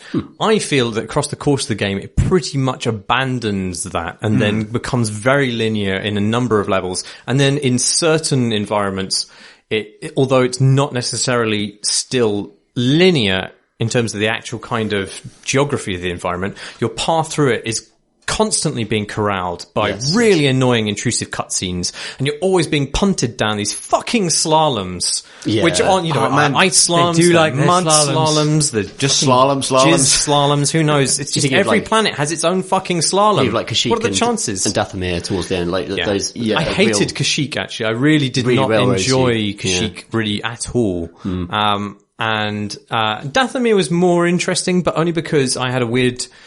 Dathomir is a planet you can go to right at the beginning. Yeah, that's what I did. But there's no point because you can't. Oh, you get a very good lightsaber upgrade if you go there. Oh, that's true actually. Okay, so there are collectibles in the environment. But the other thing, the other bugbear I have with it is the way that it uses the environment to seed story and collectible items, which is it's cribbing almost directly from Dark Souls in a way which which is advisable, I would say, for a game of that structure. But it doesn't really understand what the motivations are for those things. So when you go, you're finding new chests and things, you open them up and they're just lightsaber skins, and you can't really see your fucking lightsaber at any point in the game. And it's not the same as, it's fine. That is not a completely trivial motivation. I'm not denying it, but it's not the same as finding a piece of armor which tells you a story about that world and also changes your gameplay and also changes your aesthetic completely. And even on top of that, they've obviously tried to do the thing where there are meant to be stories being told in the environments. Yes. And you can go through and you can pick up these kind of memories, basically. But they are really, really boring stories, generally speaking. And and it's frustrating because you'll kind of explore everywhere you can go on a planet, and there'll be and there's a map which basically pretty much straight up tells you whether you can do a thing and get through a door or what. Yeah, that's right. And there'll be a red door and you'll be like, fuck, I've got to go somewhere else and get somewhere upgrade. Yeah. Then you go to another planet, you instantly get that upgrade and you're like, oh, fuck it, okay, I'll go back. And you go back and you go through all the different loading screens and cutscenes or whatever. Get a poncho. And you get there and you get, either you get a poncho or Blando says, somebody made pots in this room. And you're like, fuck off! See, everything you've just said for me was a huge strength. Oh, really? I fucking loved that about it. But wouldn't it be better if Because those you'll things were find more it's exciting? No, because There's a deep lore to the pots. No, it's not that. It's because I didn't realize until I played this that I think I am done. Crave boredom. No, I am done with AAA action games in the way that they previously existed. I think the era of like Uncharted is a great game, but it's that follow A to B completely Simon Says arc. Yeah. The last 7 to 8 hours and tells you a story. Like, I don't really feel the need to do that again. And I actually really liked this finding of the middle ground between the kind of exhaustion and trials of a full From Software game and it's an easy Castlevania. Yeah. It is a Castlevania where you press the map button and it tells you you do have the upgrade for this and you don't have the upgrade for that. I don't have a problem with any of that. But my problem is that the motivations just aren't there for me to find those. The storytelling, I mean, it's not about it's not about the structure of it that's the problem. It's about the actual things that they put there to motivate that structure, which I find to be just insubstantial. I found that enormously relieving because you could ignore them? No, because sometimes they're super important. Like one time in 50, the thing you get from the identical box that you got a boring story from before is actually like super vital. It's like, this is basically another Estus flask. Health upgrade. Yeah, you get like the occasional upgrades and stuff, but like you can't ignore them, but then they're nearly always underwhelming. So the way I would put it is, it's the journey, not the destination. The pleasure of those moments is there's a lot of good environmental puzzles trapped away in the game. There's a lot of interesting secrets that are hidden behind a fun puzzle that requires you to combine your powers in interesting ways. You have the ability to push, pull, slow time, double jump, do a bunch of like other sort of object manipulation stuff. Yeah. And I found that enjoyable to kind of go into a room and to be able to look at the map and for it to tell me by lighting it up in green, you do have the tools to solve this. And then to take away the anxiety of do I have the right upgrades, do I have the right stuff, and just let me play. I agree, yeah. And like there's an element of which obviously like I will always enjoy playing Star Wars dress up. So there's getting the skins and stuff for me is fine. Like it's easy to poo-poo it, but actually I think so for with the avoidance of the very, very occasional health upgrade, and there's like 3 in the whole game, so it's not like maybe like there are not very many. 6 at least. Maybe is it 6? I got to 5 charges by the end. You can get them through okay. Skill upgrades as well. I'm sure there are more because I haven't 100%ed all the areas yet. Right, there probably are more, but nonetheless, it's not a regular occurrence. With the exception of that, like the majority of the rewards you get are cosmetic. I thought that was actually great, or at least I found it a huge relief because it actually diminished the big town problem for me. Because it meant that I didn't obsess over everything. It was like, I can afford to bypass a few ship skins and a robot skin and a poncho or 2 as I go through this area. And I can just, I found myself in a middle ground between being purely on the game's, planned progress for me and a little bit on my own particular course with just enough ability, like essentially a linear game, but with the ability to poke at the fringes of it just enough to feel like I had some agency. And that was a really good balance for me. Like I really genuinely enjoyed it for that reason, particularly coming from something like Death Stranding, which oscillates so wildly from hardcore linear to the point where you're not even touching the controller anymore to so open you're sort of lost in the woods, which is part of the feeling that it was. Yeah. To being able to play this sort of, it's a popcorn thing, but the fact that like, it's a popcorn thing. That's a really good way of putting it. Yeah. I would wholesale autopilot my way through an Uncharted now. Yeah. And this made me sit up and actually play occasionally and go, what you were saying, Alyx, like, I think I did learn to parse its way of communicating different interactable things in different planets. And when you do that, you're like, it's telling me to go this way, but that's a runnable wall because it's ridged. So I'm going to go that way and see what happens. And I've unlocked a blue poncho. It's weird that the wall that looks the most climbable turns out to be the one you can wall run on, but not climb. Right. Yeah, exactly. Yeah. But you learn it after a few hours. Oh yeah, no, it's not something that you struggle with. I think there are inconsistencies in the way it deals with stuff which are quite frustrating. I think, a good illustration of this, and I think this applies across the game, across different systems, but this is just one trivial system where sometimes you'll pick up an item and you'll get like a recording, and sometimes that recording will be longer than the actual voice actor that you hear, and then you have to open it and then go and listen to a full recording of that. Oh, right. But sometimes it'll be a completely different description, which will also contain pretty important information, or at least I feel it is, that's completely different from the actual clip you heard. And then sometimes it will just be exactly that repeated, and you're like, well, I don't know which one it is. Yeah, and it's not like that's. I'm not like, fuck this game, throw it out the window because of that. But it that speaks to a sort of like slight kind of inconsistency amongst the people making the game about what they thought these systems were for, and I feel that exists across a lot of its systems, including like the taxonomy for which it describes traversal and in fact down to the entire level design. I feel like the people who designed Kashyyyk were probably the same people who designed like some of the more linear levels, for example, and then the people who designed Bogano are probably the same people who designed, I forget the other planets. Zepho, yeah. Zepho's great. Zepho's great, yeah. Long live Zepho. Bogano. Every time it came up, I went, Bogano. I love saying that. It just, a couple of layers of polish and clean up over like 4 to 6 months would have done the game been up to like mid-80s and higher. But they did put a lot of focus on important stuff, like sort of like the environments are. I mean, I've only seen a couple now, like, but they look fucking great. Yeah, awesome. I love its friendliness. Like, so it's full of all of these collectible items and things. And I'm fucking genuinely, I realized playing this game being so relieved by its decisions that I'm tired of that. Like, I'm tired of the feeling that I might have missed something, so I need to double back. Like, I played, this year I've played Devil May Cry 5 and Sekiro. I fucking love Sekiro, and Sekiro is definitely the best game of those three. Yeah.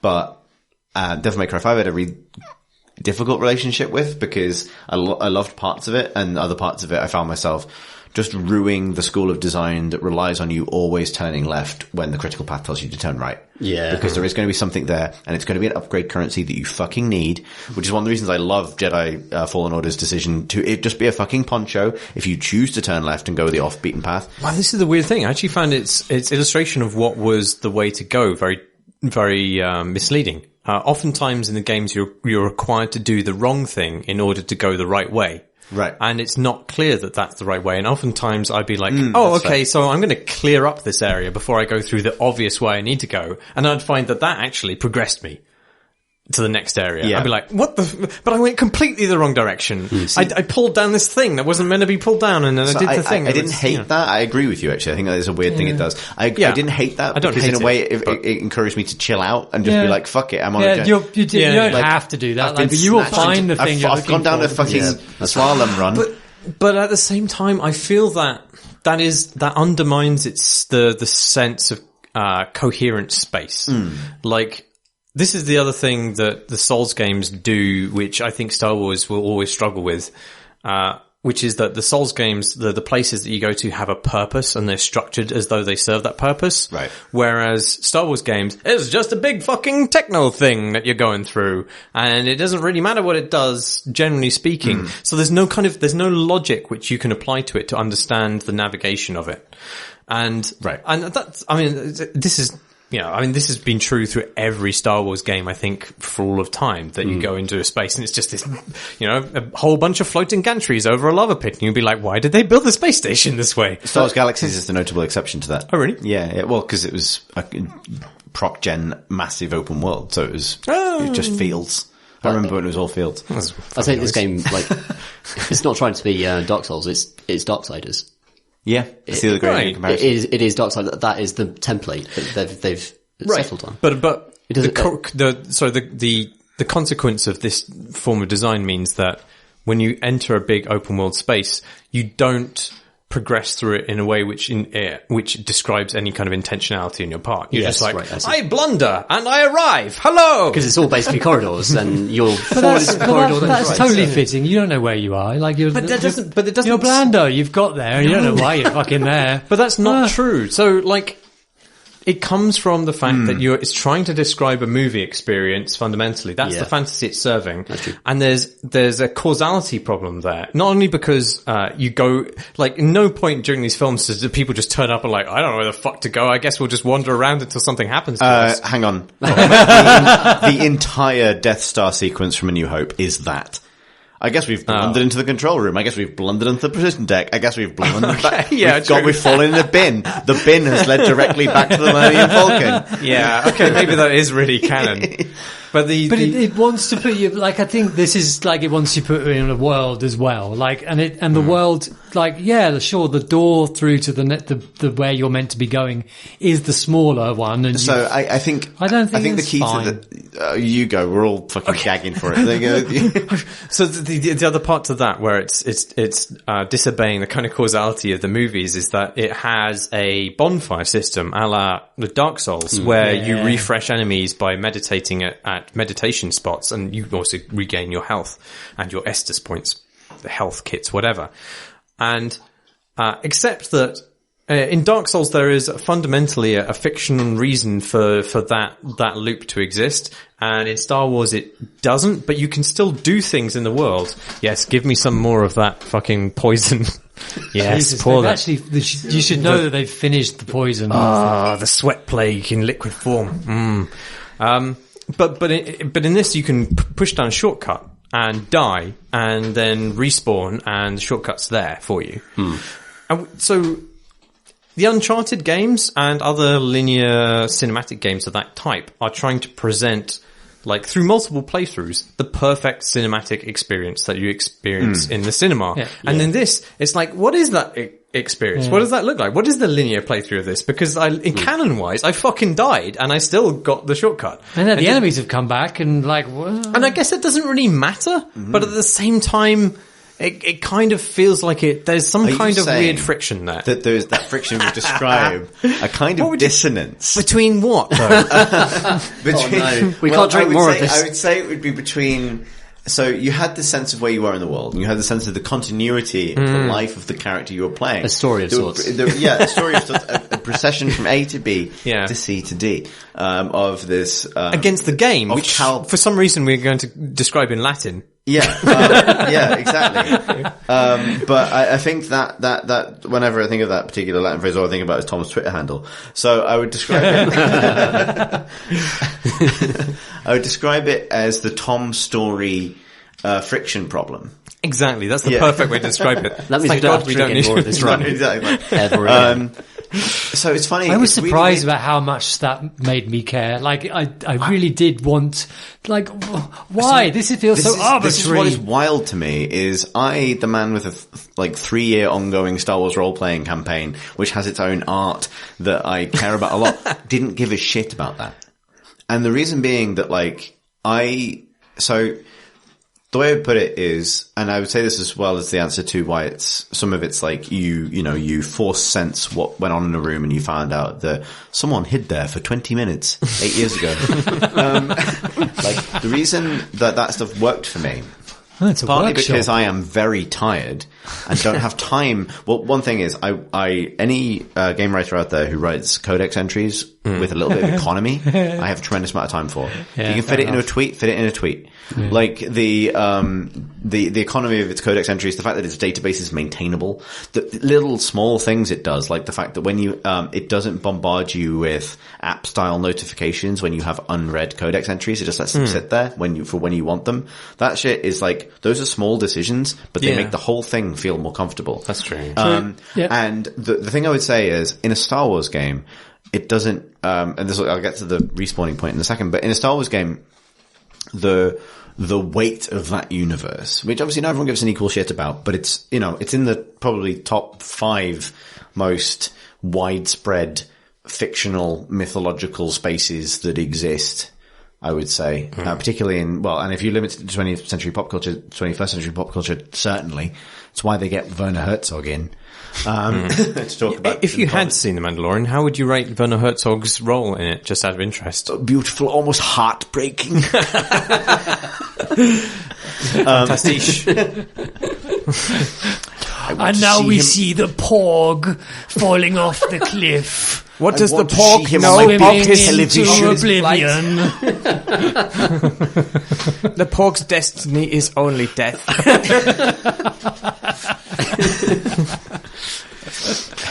Fucking love Werner Herzog. Me too. I was trying to figure out, like, the phrase national treasure doesn't have an international equivalent. Yeah. No, So, like, he's an Earth treasure.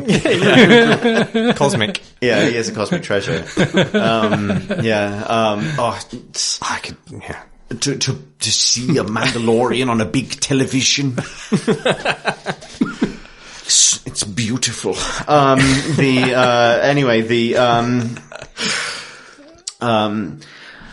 What was I talking about? The rum has come. The rum has come. But the thing is, that universe, people get it. And when they get it, and they understand kind of what its vibes are, Star Wars is an ongoing exercise in playing the hits, but not too much. And there is the real tragedy of modern Star Wars, I would say, is that there's no balance that works for everybody. When someone disrupts the formula, the nerds, they get very, very upset. When someone sticks rigidly to the formula, they get upset. You know, there's really no way to win with Star Wars, and there's also no way to lose at the same time.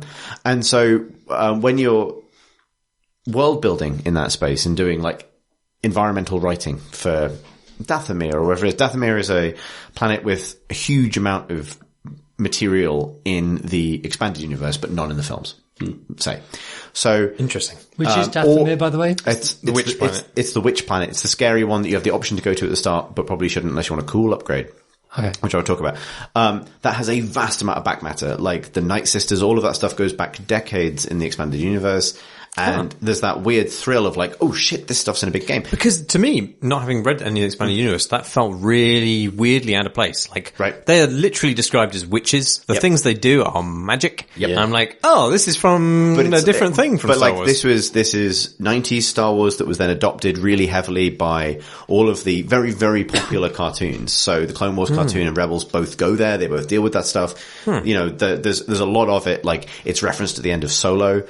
I do like it. I like the character that you get out of it as well. Yeah. And so there's a lot of fan service there, but also there's maybe this is a fault. There's a reliance on the fact that people are familiar enough with this universe that a little detail, a little moment of character in this universe, like someone hid here because they were afraid, or whatever it is, while not qualifying as world building in the traditional game sense, or essential in the traditional game sense, is actually kind of atmospheric and notable. And the goal is to create an atmosphere, not to tell you how the world fits together. Because traditionally in a game, picking up lore text is about reading like someone's email that they dropped when they said, I got a job here as an engineer to run the big engine that makes the robots go, but then I died. Anyway, I'm running out of blood. Love you. It's very Metroid Prime. That stuff. Like it does the very same thing with, you know, you get to actually the Zepho, which are new for this. They're very like the Chico, whatever they're called, Chico time. Oh, so the Zepho aren't part of the I don't believe so. I might be wrong, but I think they are. They seem like a pretty fucking big deal. Yeah. Well, there's a lot. One of the things that Star Wars has repeatedly done in the last couple of years is go, and one of its ways of getting around, I think, the myopic and vast failures of the prequel trilogy is to go, the universe is a big place and a lot of things are possible and a lot of interpretations of events are possible. And so the thing you saw might just be a shit part of a still good whole.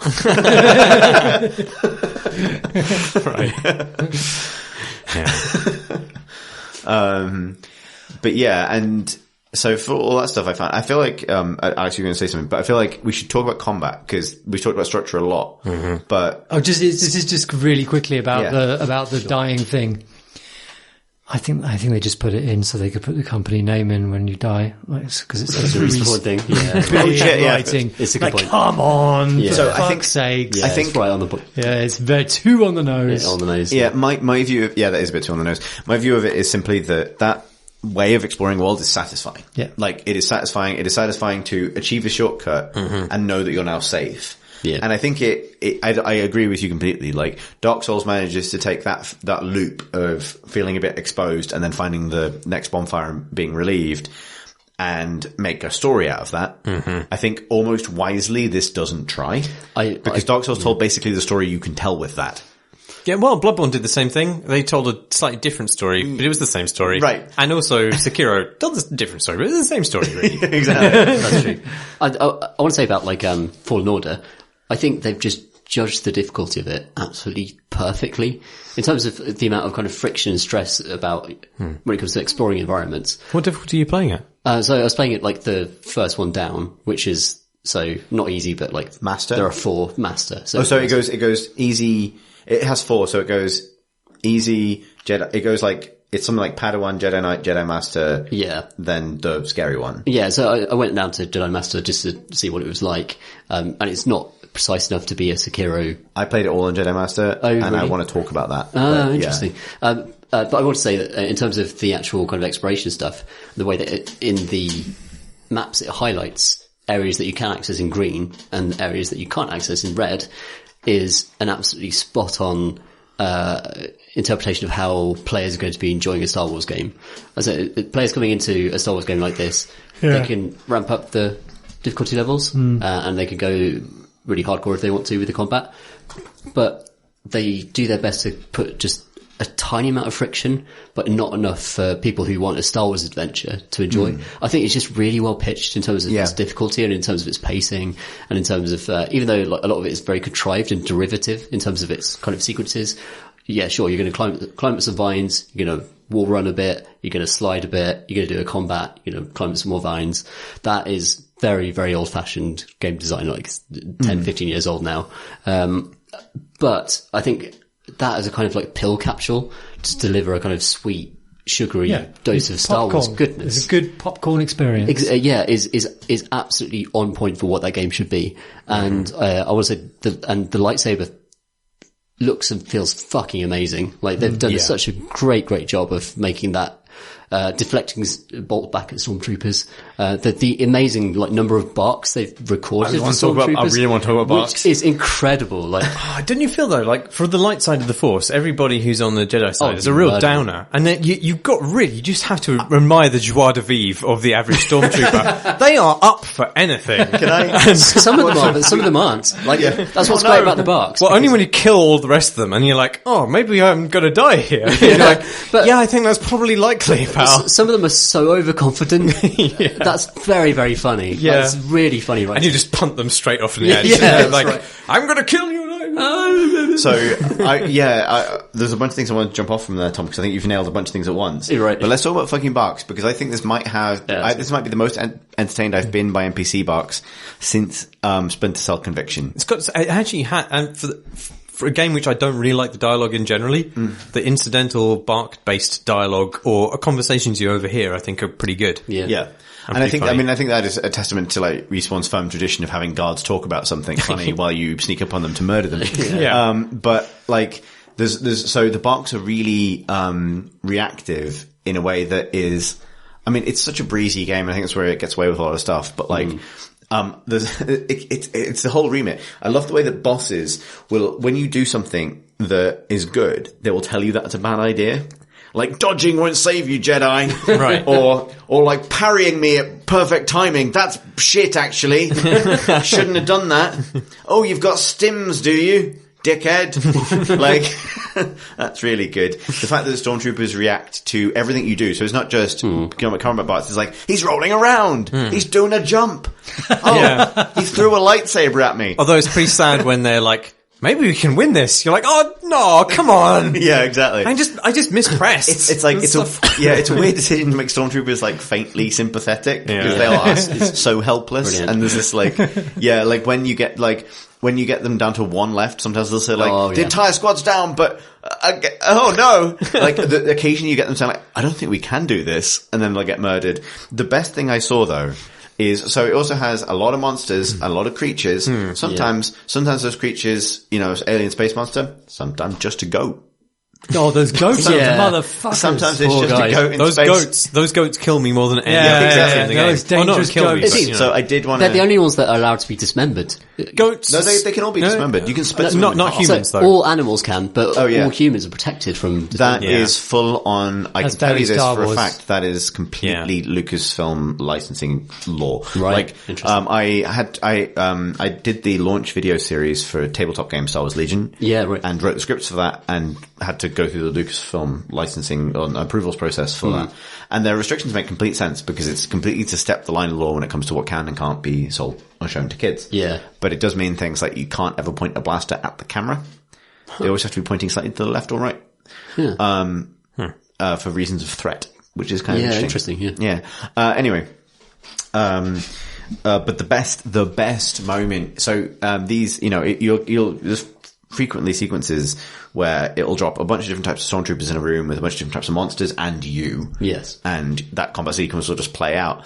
But the best thing about it, and my favorite part of its jank, is the fact that the stormtroopers will use the same marks on the animals. They won't say, He's doing a jump. they won't say like the really reactive stuff, but my favorite line in it was watching a scout trooper try and fight a goat while screaming, "I need to see some identification." That is the kind of thing that a really officious scout trooper would say to a goat. This is the horror of the bureaucracy of Empire. Who the fuck are you, man? I have to say, I really enjoyed the combat in the game, even though I played it on a lower difficulty, I think, than you guys. But a lot of what I found enjoyable about it was finding a position in a level where I could force, push, or pull people off things. I did that to the expense of a huge amount of my health bar. Like, it wasn't really about doing it, it wasn't... I know if I had actually bothered to fucking fight them, I could have finished the fight a lot easier. But I was just obsessed with getting into a position where I could pull people off things. Right, you just want to pull people off. all the time, apparently. I loved deflecting bolts back at stormtroopers, and when you get a certain upgrade for the lightsaber, you can do that with an extreme degree of efficiency that can delete a whole room of just ordinary stormtroopers in one. And like one of those midway through shouting, "The Jedi's here, let's go!" And then everyone's just dead, and you're just like, I feel amazing. Yeah. This is one of the other things I mean about its breeziness. One thing I would plug it into is, do you remember earlier this year when a very tiresome internet person really managed to ruin Dark Souls purism for everybody by being a huge twat about Sekiro? No. To kind of if you don't play this on the hardest possible setting, if you accept help, then you are not experiencing this as the developers intended. All of that kind of get good kind of gamery grognardy bollocks. This feels like the death of it in a way because it adapts just enough of what is satisfying about Dark Souls. Not the whole, obviously. Yeah. Because Dark Souls is a kind of unique creation. But it takes like 10% of that satisfaction of finding a loop and looping back to a bonfire and whatever, and manages to apply it to a game that also has difficulty settings and also lets you play it in any way you want. And also lets you engage with it as much or as little as you want, and that doesn't make you feel anxious about missing an upgrade because the upgrade was probably a fucking poncho. And I think the combat system is a really interesting example of this because, so do you guys both played it not on master the whole time, right? Yeah, so I flipped between just to see what right. So the way the difficulty works is a testament to the fact they also built a combat sandbox, which we haven't really talked about at all.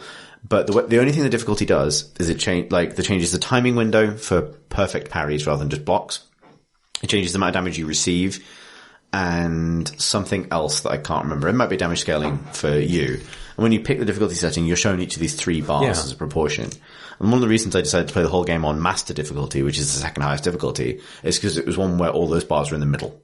And what I wanted was to play the sandbox on default, on as designed, basically, rather than pulled one direction or the other, either harder or easier. And I did find that the difficulty swung really wildly.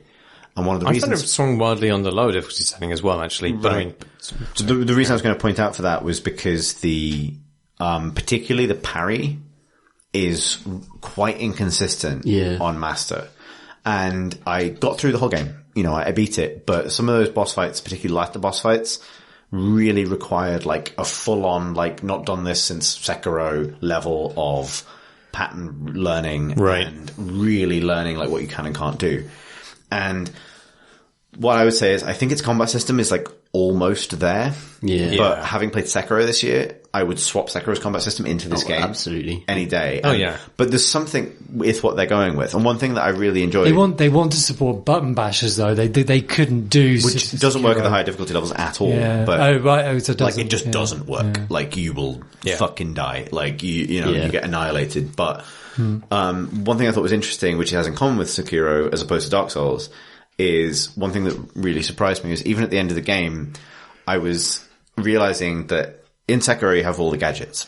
And I remember having a conversation with Discord member Luke about the last boss in Sekiro, which I won't talk about, but about how we both had completely different conclusions about what the right gadget was. Oh. Because Sekiro's progression is such that it allows you, like, almost everything works. The mechanics are relatively consistent. And so I had a particular idea and he had a particular idea and we were both right. Because it turns out there's two ways to approach this problem, which is not like Dark Souls, where it's like... a fucking amazing game. Because Sekiro's a fucking amazing game. Yeah. And at the higher difficulty levels, Fallen Order has some of that. Why is it not like Dark Souls? Because in Dark Souls, often... Well, you can beat anything with anything. Yeah. But often the guide will take the form of, make sure you have this build or this weapon, because this will help this sequence more than something else. Right. Like, I don't know. I feel like it's almost the opposite. Like, I think in Dark Souls, there's way many more different ways to skin a cat, so to speak, than... Possibly. I suppose the other key difference is in Dark Souls, you don't have all the options all the time. In Right, Sekiro, sure. They're different genres. Like, there are no RPG systems to level up certain aspects of your character in. Right. In Jedi Fallen Order. Or Sekiro. It's just an action game. Right. And so you've just got your moves. You don't have that stat stuff. For sure. And they do something which I think is really cool, which is that, like, I realized I was stuck on the last boss for a while. Yeah, it's tough. And, I turned down the difficulty. That's how I did but that. I got through it and I realized, oh shit, one of the mistakes I've been making, this is the game's credit, was relying too much on the same pattern. And then I realized, I have all these other powers that I picked up over the course of the game. Yeah. And they all work in different moments. And certain of her attacks can be really fucked up by certain powers. Okay. I said her, so it's but whatever. Like, when people throw shit at you, slowing time is really fucking good. Slow time is great. Like, and that's the first power you have, so you forget you have it. But push is good in other circumstances. The fact that you can, stop the animation for certain unblockable attacks before it happens with push is like an interaction you learn. And that process was really satisfying. But all of the individual little interactions of that don't feel quite tight enough for it to pull together the way Sekiro did. Absolutely. Like the parry window isn't quite tight enough. No. Because it's a weird one where it's not a parry in the sort of parry deflect kind of way. The idea is you have your lightsaber up and held just in time rather than to sort of swipe past the blow, because you kind of do that anyway.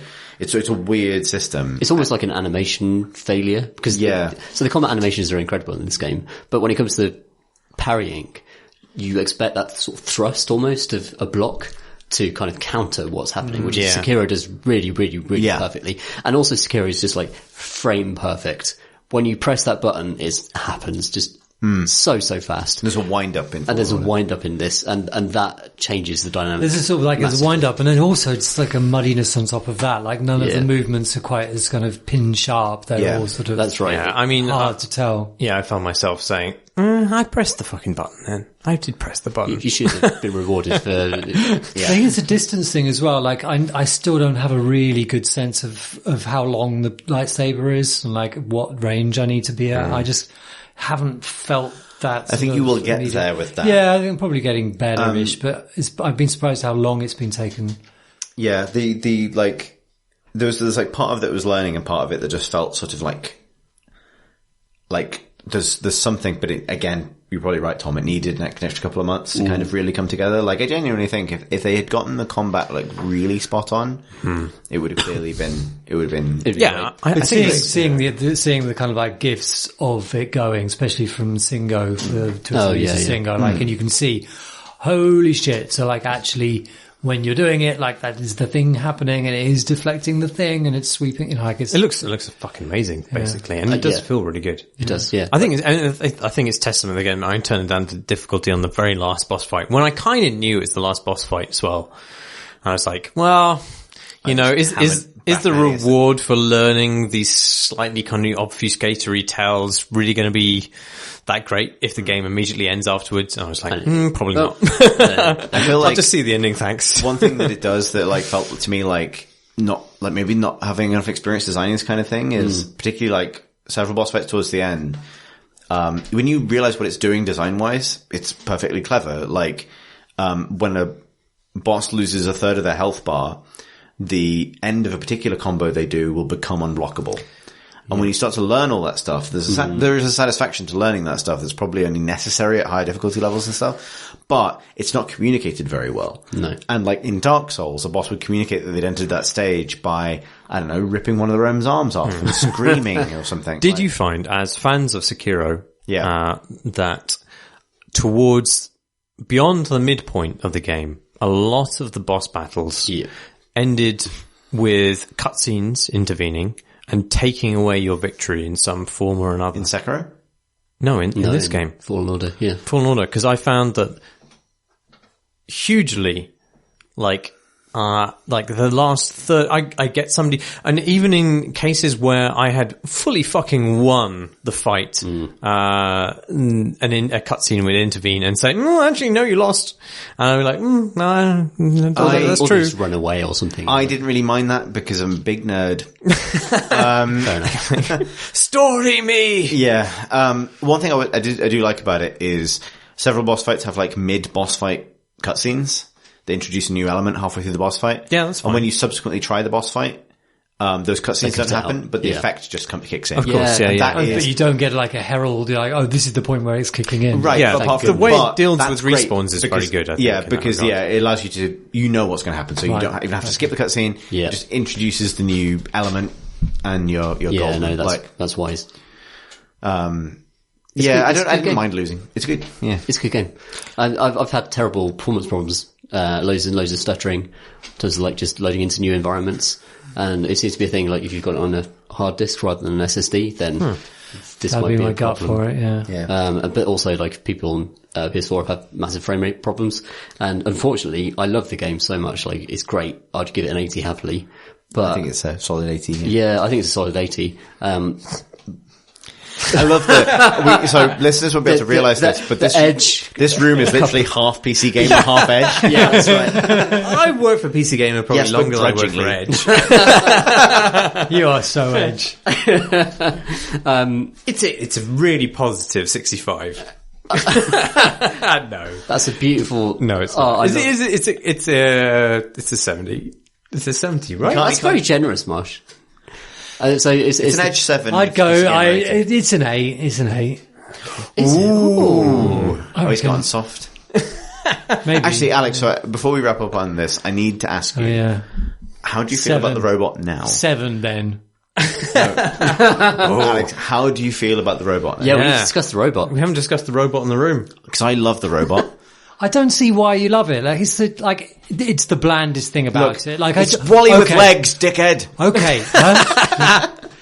I like it more than I did. Oh yeah. Let's explain what this is. No one's going to know what this means. BB1. BD1. Yeah, it's buddy. It's your buddy. You little shitty it's like robot. BT. It's like BT in Titanfall 2, isn't it?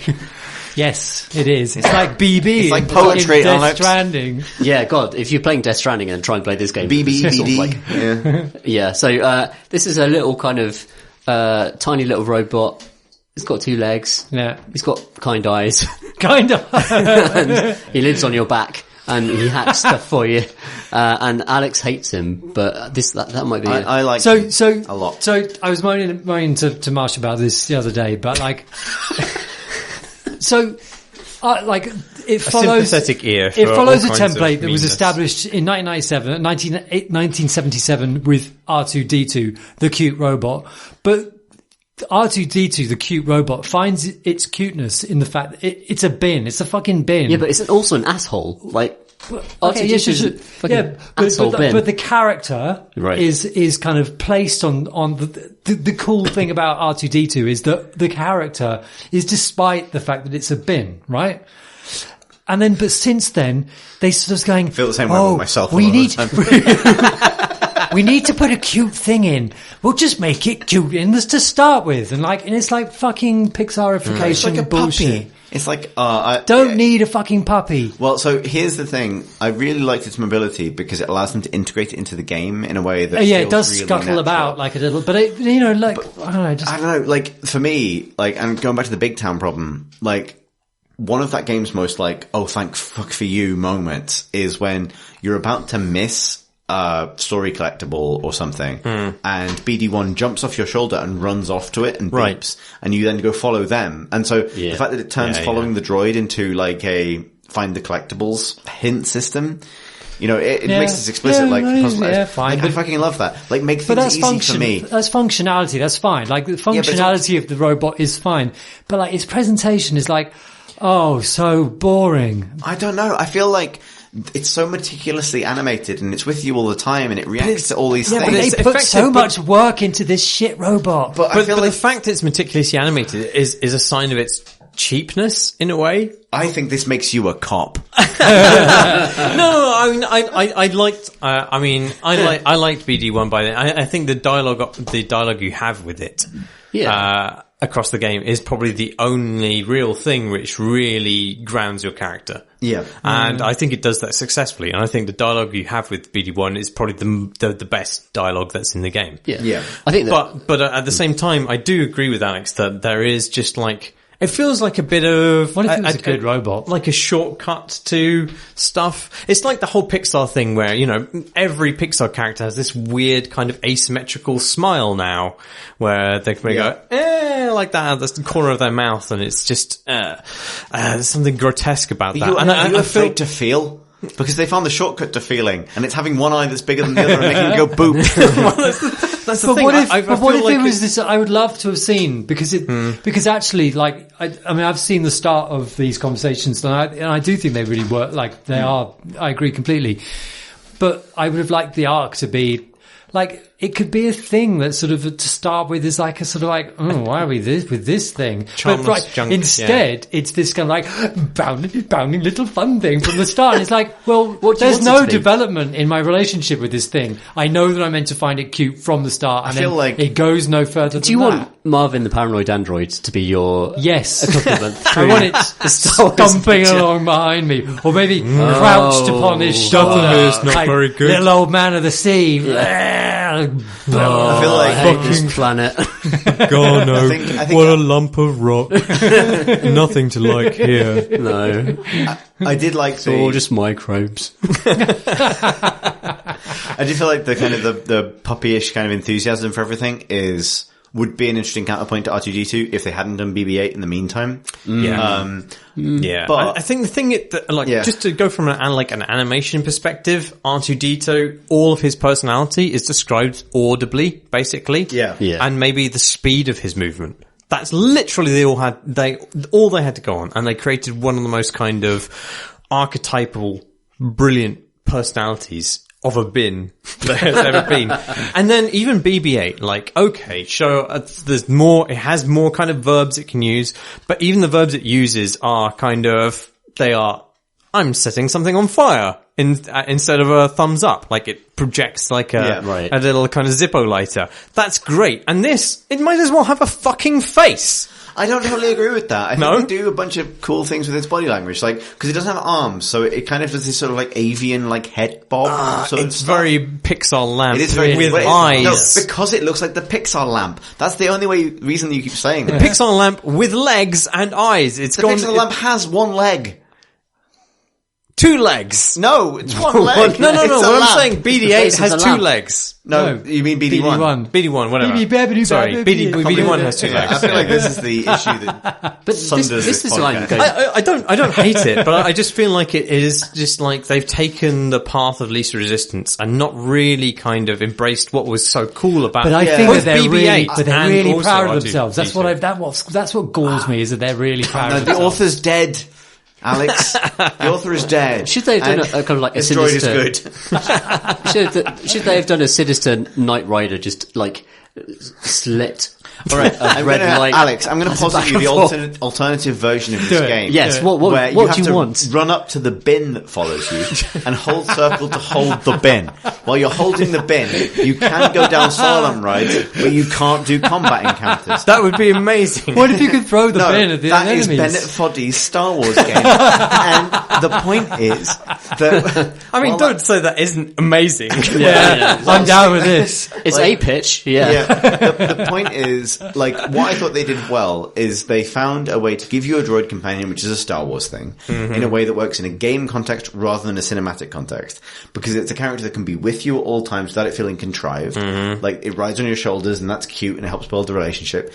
And it helps you in meaningful ways, but without being overpowered. Like, so it's not a spoiler to say you learn how to hack droids. And all of its animations and little soundtrack things for hacking other droids are rad. Like, there's... he uses little foot and he puts the little foot on the hacking thing. No, but there's this little cute little stuff that happens. Like, you can send it after one of the K2SO brawler droids, and it will start beeping the Imperial March as it, like, sneaks up on them. Oh, and stuff. really? Yeah. Oh, there's what loads the fuck? there's I had no loads of idea. little stuff, like, hidden in there. That, like, I mean, props to you, but it's like, oh, fuck off. not at the game. Yeah, but and like the, the little animations when it's in the cockpit, when you're like going from hyperspace to one planet to another, and it'll start trying to push a button, then stop when Reese looks at it. Like, there's all these little things going on. They give it loads of character, I think. Proud of themselves. Yeah, and I can't believe you've done this. I can't believe you've done this, Alex. Be happy for a developer that's worked hard on something. I like the knurled lightsabers that I can't see when he's holding them or carrying them, but I can see in the menu. I love collecting seeds to grow on the spaceship. I'll say this.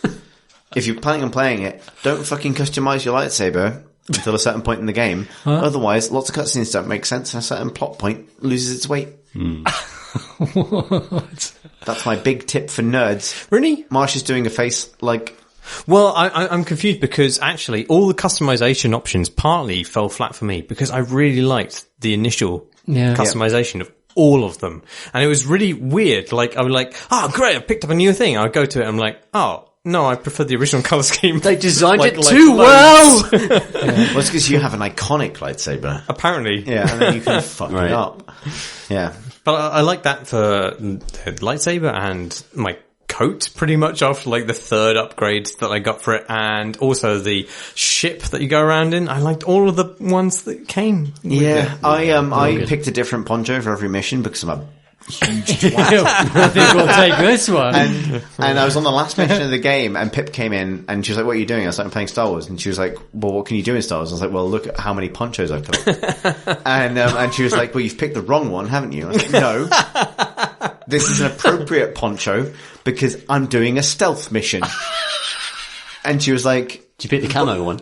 No, I picked the black one. For the last mission. That's reasonable. Yeah, like, 'cause it felt right. That one it felt right.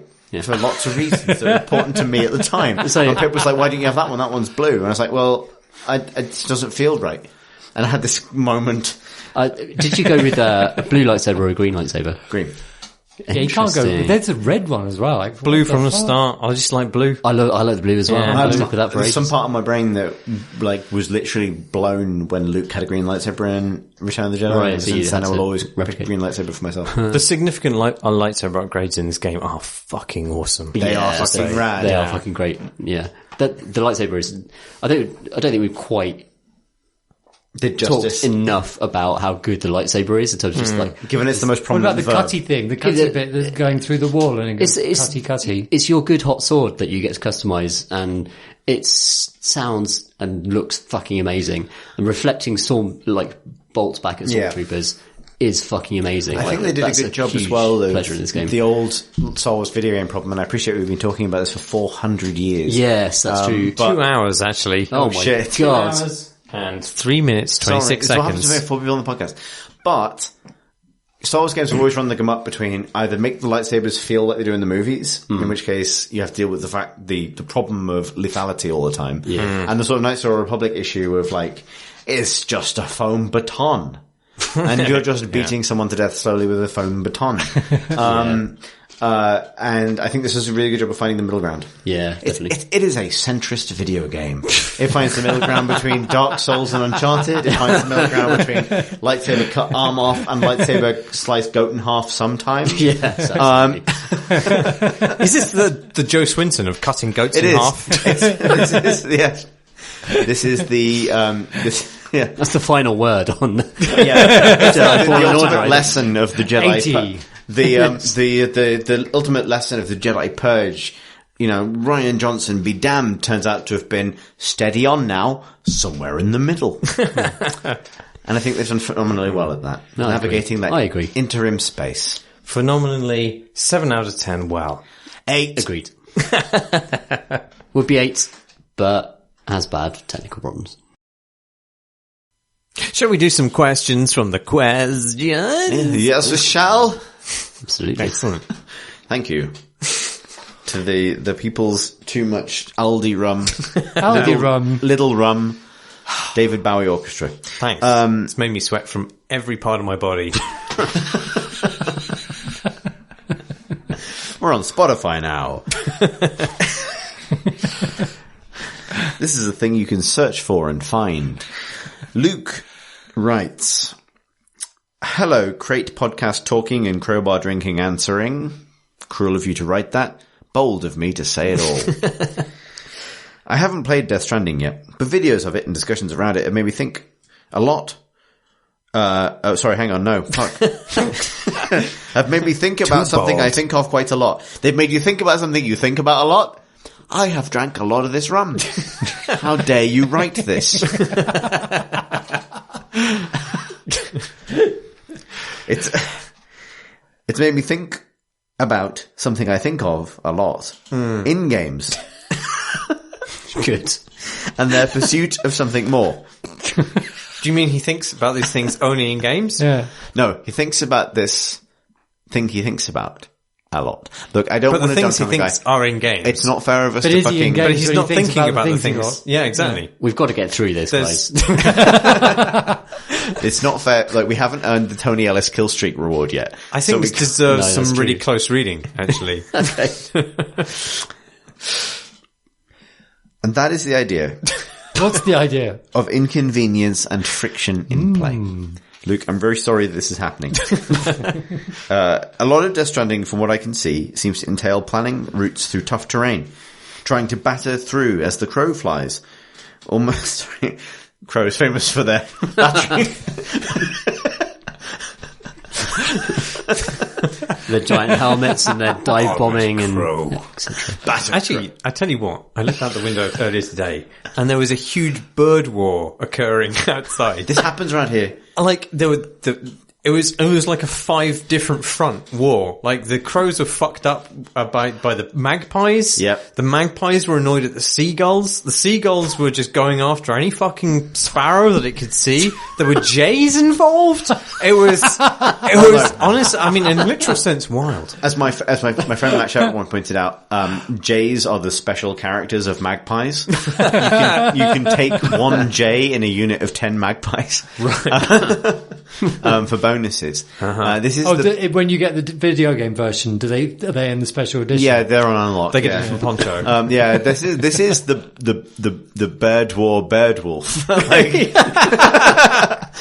honestly, I don't want to distract from this question that I'll get back to in a second. Yeah. But also, I feel really bad that we've dunked on this question already without having read it. So I'm going to talk about I didn't crows. even understand it. It's fine. No. So I don't know if I told the story on the podcast. When I was still living here, I looked out the window. Pip and I were looking out the window, watching a baby crow learn to fly, which is the best thing in the world. Mm-hmm. Look out for it around spring if you're still in this house. It's amazing. They use the little green outside to learn to fly. And then someone who was walking their dog off the lead lost control of their dog. The dog ran and just snapped at a baby crow, and it was very, very hard to tell whether the baby crow had actually been bitten. But it turns out that crows play dead. Really? Yeah. And so the dog lost interest, the owner got control, and Pip was devastated. We were looking out the window, it looked like a mauled baby crow, one wing in the air.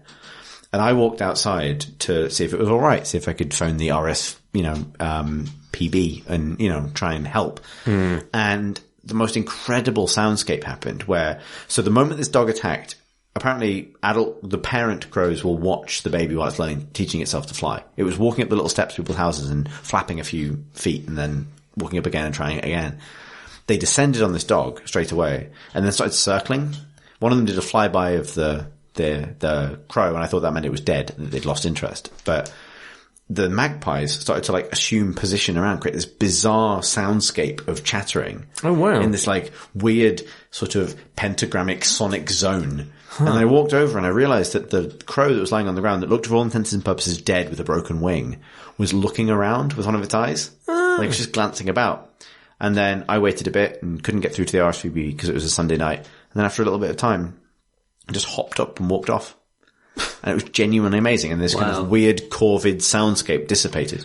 Wow. Have you been here when the jackdaws have descended? I'm sure you have. Yeah. They have there's sometimes been I would say hundreds of jackdaws easily in the sky. Not quite sure it's thousands, but definitely the sky is fucking full of jackdaws, and they're all emitting this really kind of weird, resonant kind of boink noise. Basically, it has that kind of bouncing directional sound that a boink does. And it feels really weird when you're being bombarded by it from multiple directions. It's a really weird sonic soundscape. Wow. Has my now that I don't know what it means. Has my idiot son returned? Your idiot son? I mean, there's many of your idiot sons, I have to say, Chris. So your idiot sons are basically baby crows now who have grown up. Right? Oh, they're blackbirds. Well, so blackbirds. I thought they were crows. I'm sorry. Oh no, my original idiot son, and I feel we've got miles off this question. We will return to it. It's very important. Was a blackbird that I used to note in the garden who would sing for a mate, presumably, all the time. But his song was fucking stupid and it didn't seem to work. It was this crow that would sit on a post outside. A crow or a blackbird? Oh, sorry, blackbird. And it would go, and it wasn't working for him. And one day I walked outside, there's a post in the back garden, and it was sat on the post with its wings down, looking at the sky with its mouth open.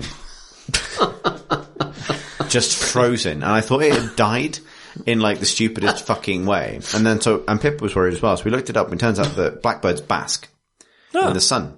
They will turn to face the sun, they'll flay their wings out so they can warm their feathers, and they'll bask. And I'm like, okay, fine. He's not a fucking idiot. He's having a moment with the sun. That's great. And then a few weeks later, I saw a female blackbird doing the same thing with infinitely more poise. Beak was closed, wings were fanned out nicely, not at weird angles, and I realised there's this idiot blackbird in the back garden that I've grown peculiarly attached to. Then he vanished for a wintering and returned, I think, with a mate, which is a fucking miracle. And in doing, I related very profoundly to this. Anyway. I don't know where that blackbird's gone. Maybe it's still out there. It's probably died, but but maybe having succeeded by going all day, it might have. It has finally found a mate. Its marginally more intelligent progeny are still around, and maybe they learned its father's song. The ancient song. Luke nonetheless wrote.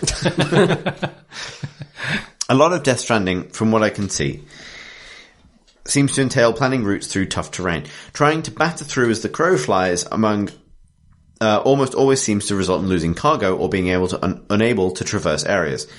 This reminds me of the way that Breath of the Wild similarly pushes back against your desire to traverse as you wish, with a stamina gauge, various temperature effects, and the oft-derided rain, which makes climbing basically impossible. This is a reasonable point, and I'm sorry that I used to digress to talk about crows and blackbirds.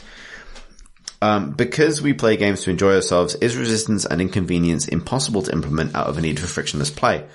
I'm sure there's an argument to be made here that a lack of friction heavily reduces the ability for a game to portray certain disabilities in a narrative, and overall it can flatten the texture of a world, making it something to merely witness and enjoy than tangibly interact with, and at worst perhaps mastery of traversal ties directly to an anthropocentric relationship with the natural world. Perhaps that's a little too lofty to discuss X units of alcohol deep, thank you very much.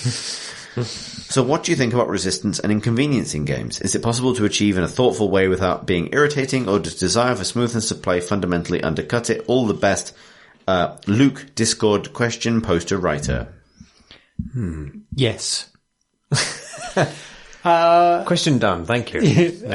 Like the classic example is Animal Crossing, which is a game all about friction and about restricting you from doing things and making you walk around slowly and kind of time blocking stuff and making you wait for times of year. Like that is, I think it proves to me that you can do whatever the fuck you want as long as players like are on with it, you know? It's friction. I think real friction exists when the bad friction exists when the game is asking you to do things which you don't feel in tune with the thing you want it to be doing. And so that means that Death Stranding can make you walk across the Hebrides, like across Iceland multiple times because you've formed a pact with it that's what you want and you want to listen to roar. Nobody I've spoken to who's played Death Stranding, none of them have a problem with the fact that the traversal is arduous. Yeah. They can, like everybody who has a problem with it has problems with it for completely different reasons. The arduousness of it is clearly signposted as part of that game, right? Absolutely. So I think so friction is like when often people talk about friction, they don't quite know, like it's a bit of a misnomer where I think real friction often hard to tell. Like real friction is when a game's just being a dickhead, you know, it's not making you do something boring necessarily. It's just being a dickhead and it's not in accord. Whereas like the stuff that on the outside looks boring isn't in fact friction. Well, friction, I mean, in a kind of literal taking of that metaphor can either be where you literally engage with a surface of a game, or it can be where a surface stops you from acting. And like one of those is bad and one of those is good. One of them creates heat. Can we think of examples of frictionless games? I'm thinking of things like Proteus, where you just glide around and what happens. But I think... But you could, but then the friction in that one is like, oh god, the walk speed's a bit slow. I want to get to the singing tree. Right, but also like... I'm going to sound like a huge twat, but I think he said, well, weirdly, he's caressing his rod. The microphone stand, Alyx. The word you wanted to say. This is an audio medium. Not everyone has the visual context you do. For the record, the microphone stand.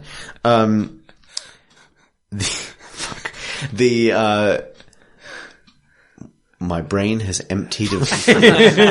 No. What was I going to say? The thing I was going to say is games basically are friction.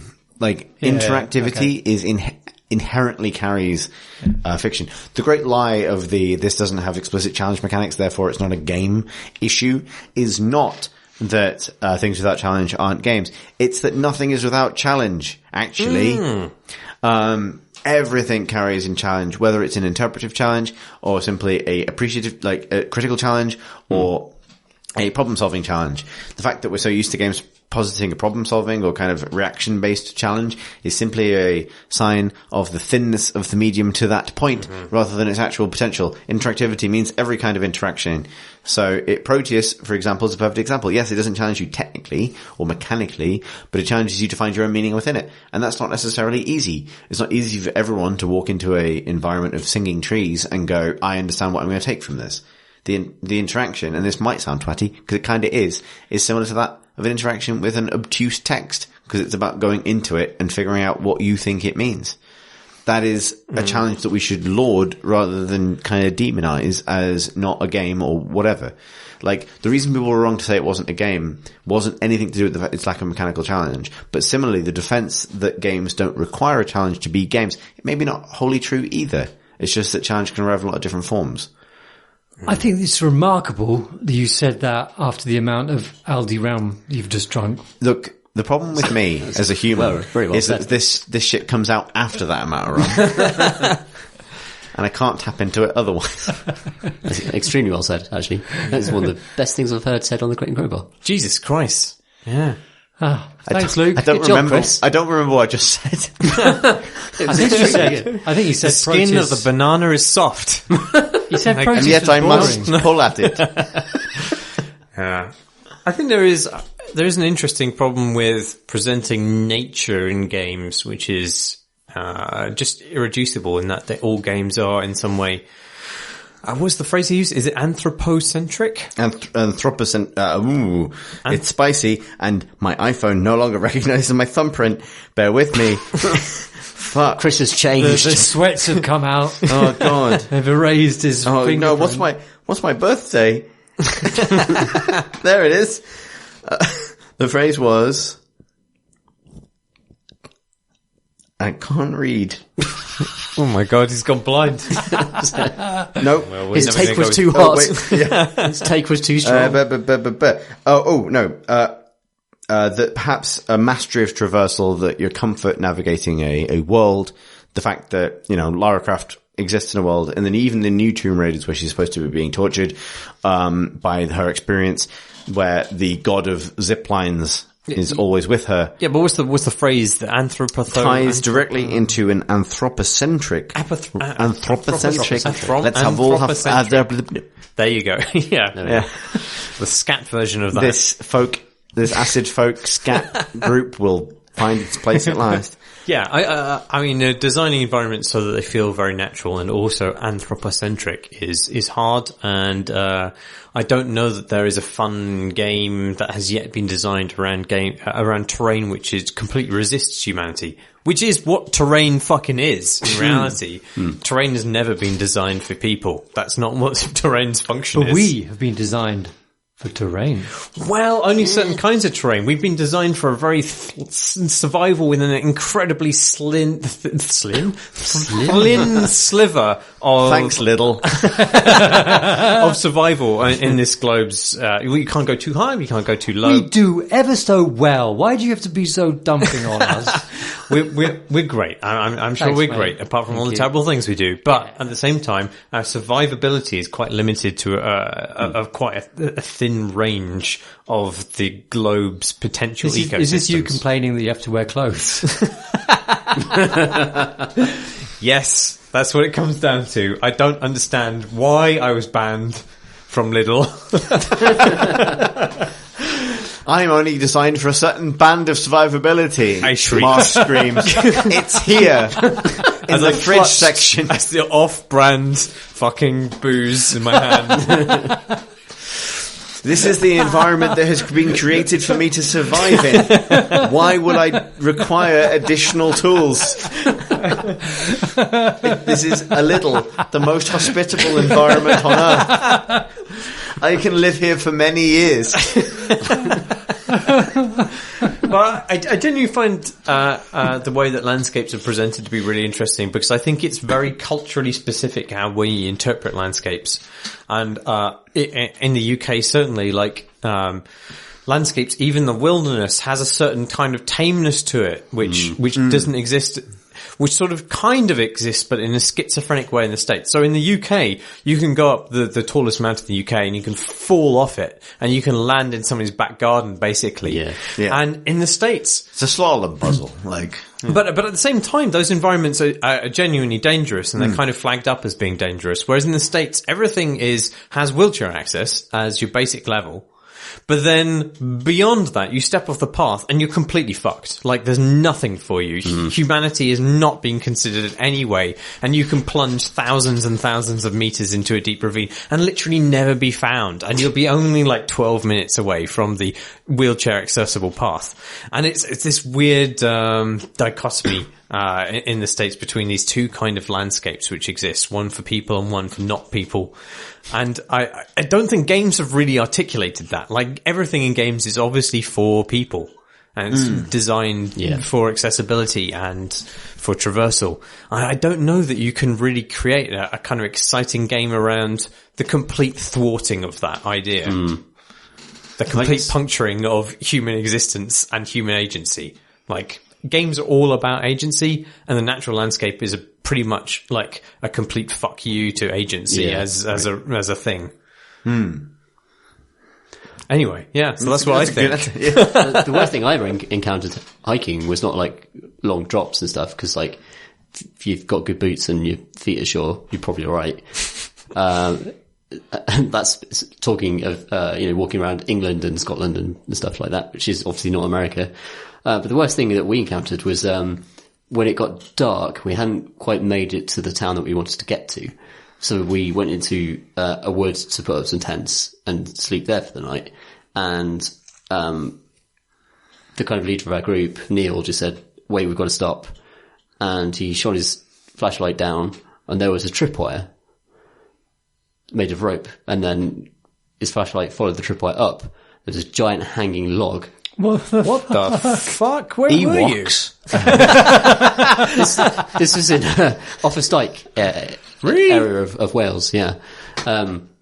Offa's is an absolutely gorgeous part of the world, and people there are just incredibly friendly. It's very easy to hitchhike around. Well, some of them. Apparently some of them aren't. Unless you go into some farmer's land and try and camp in some woods.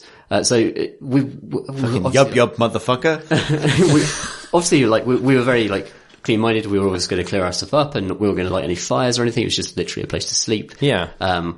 But just the hanging log there was this terrifying idea that they just would be happy if one of us died. And well, they would also go to prison for that. Pretty.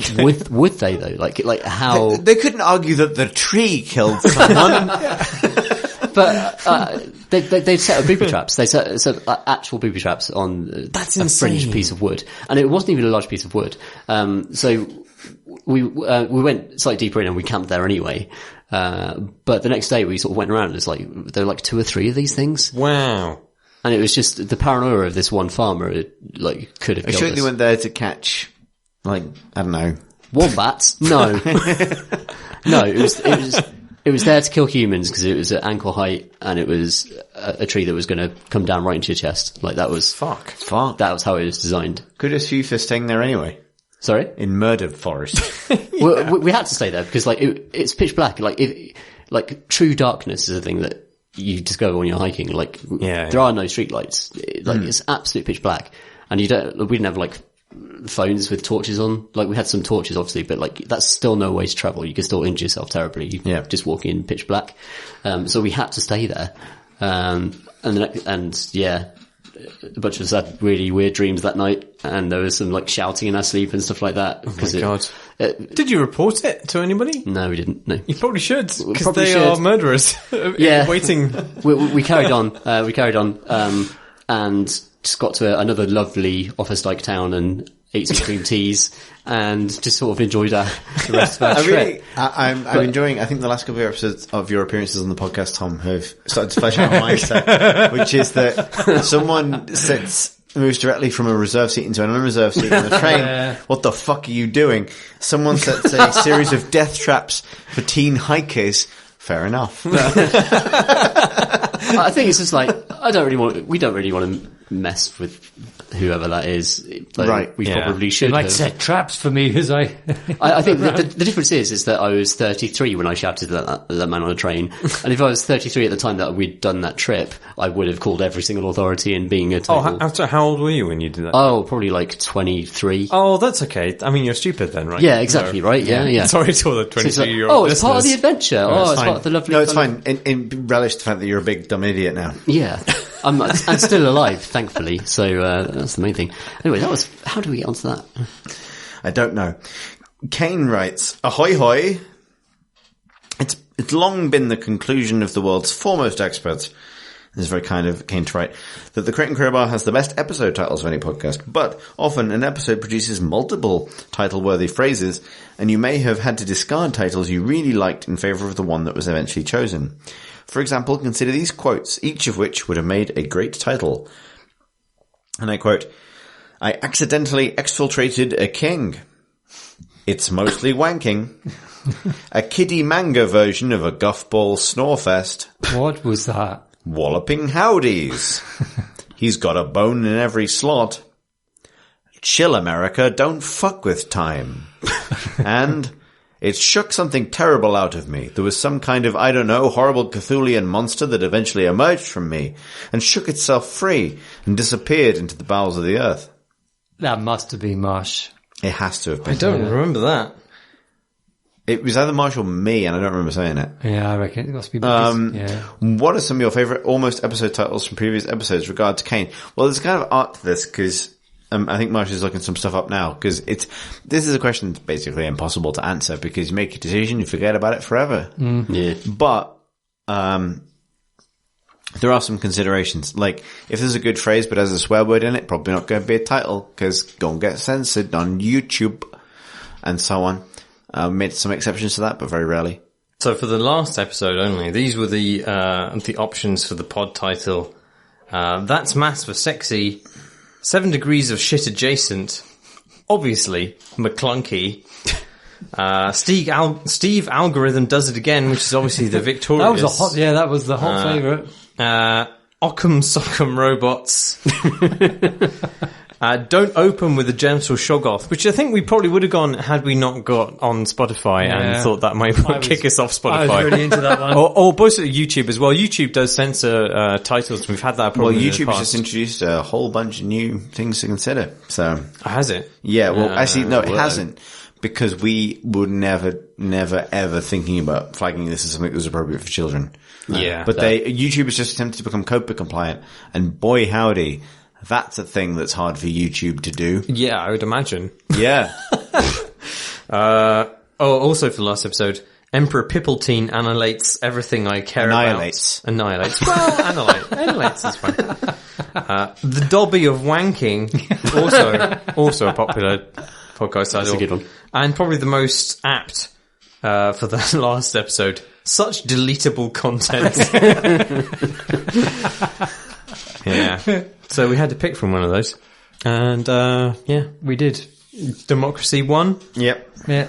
Everybody else lost. When I'm editing the podcast, I feel I don't like to pick a title if I said it. Yeah. Because it feels weird. So I would always go for something else someone else said. So if that helps. The only person who cares about this is Kane to map the decision-making process. Our next and probably final question, because we've been here forever, is from Noah. His subject line is, I know writers who use subtext, and they're all cowards.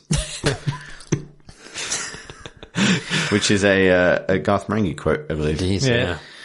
Noah writes, Dear Kaha and Barilla, I've been listening since episode 1, bringing into stark relief the harsh grip of time, almost as inescapable as Death Stranding discourse. My thoughts are thus led to categorizing things in unwise ways. I feel like most people have an internal censor constantly monitoring their output, separate from creativity or talent. When people with a strong censor make good art, always good in the same way, without censor, it's hard to tell if it's even coherent.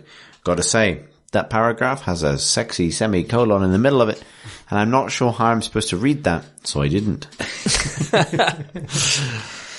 People with strong internal censors make art like The Last of Us, Gree, or The Revenant. People with no internal censor make Katamari Damacy, Death Stranding, or Star Wars. Am I off base here? Yours truly, Old Dog Watcher. I don't think he's wrong, but his examples are completely wrong as far as I can tell.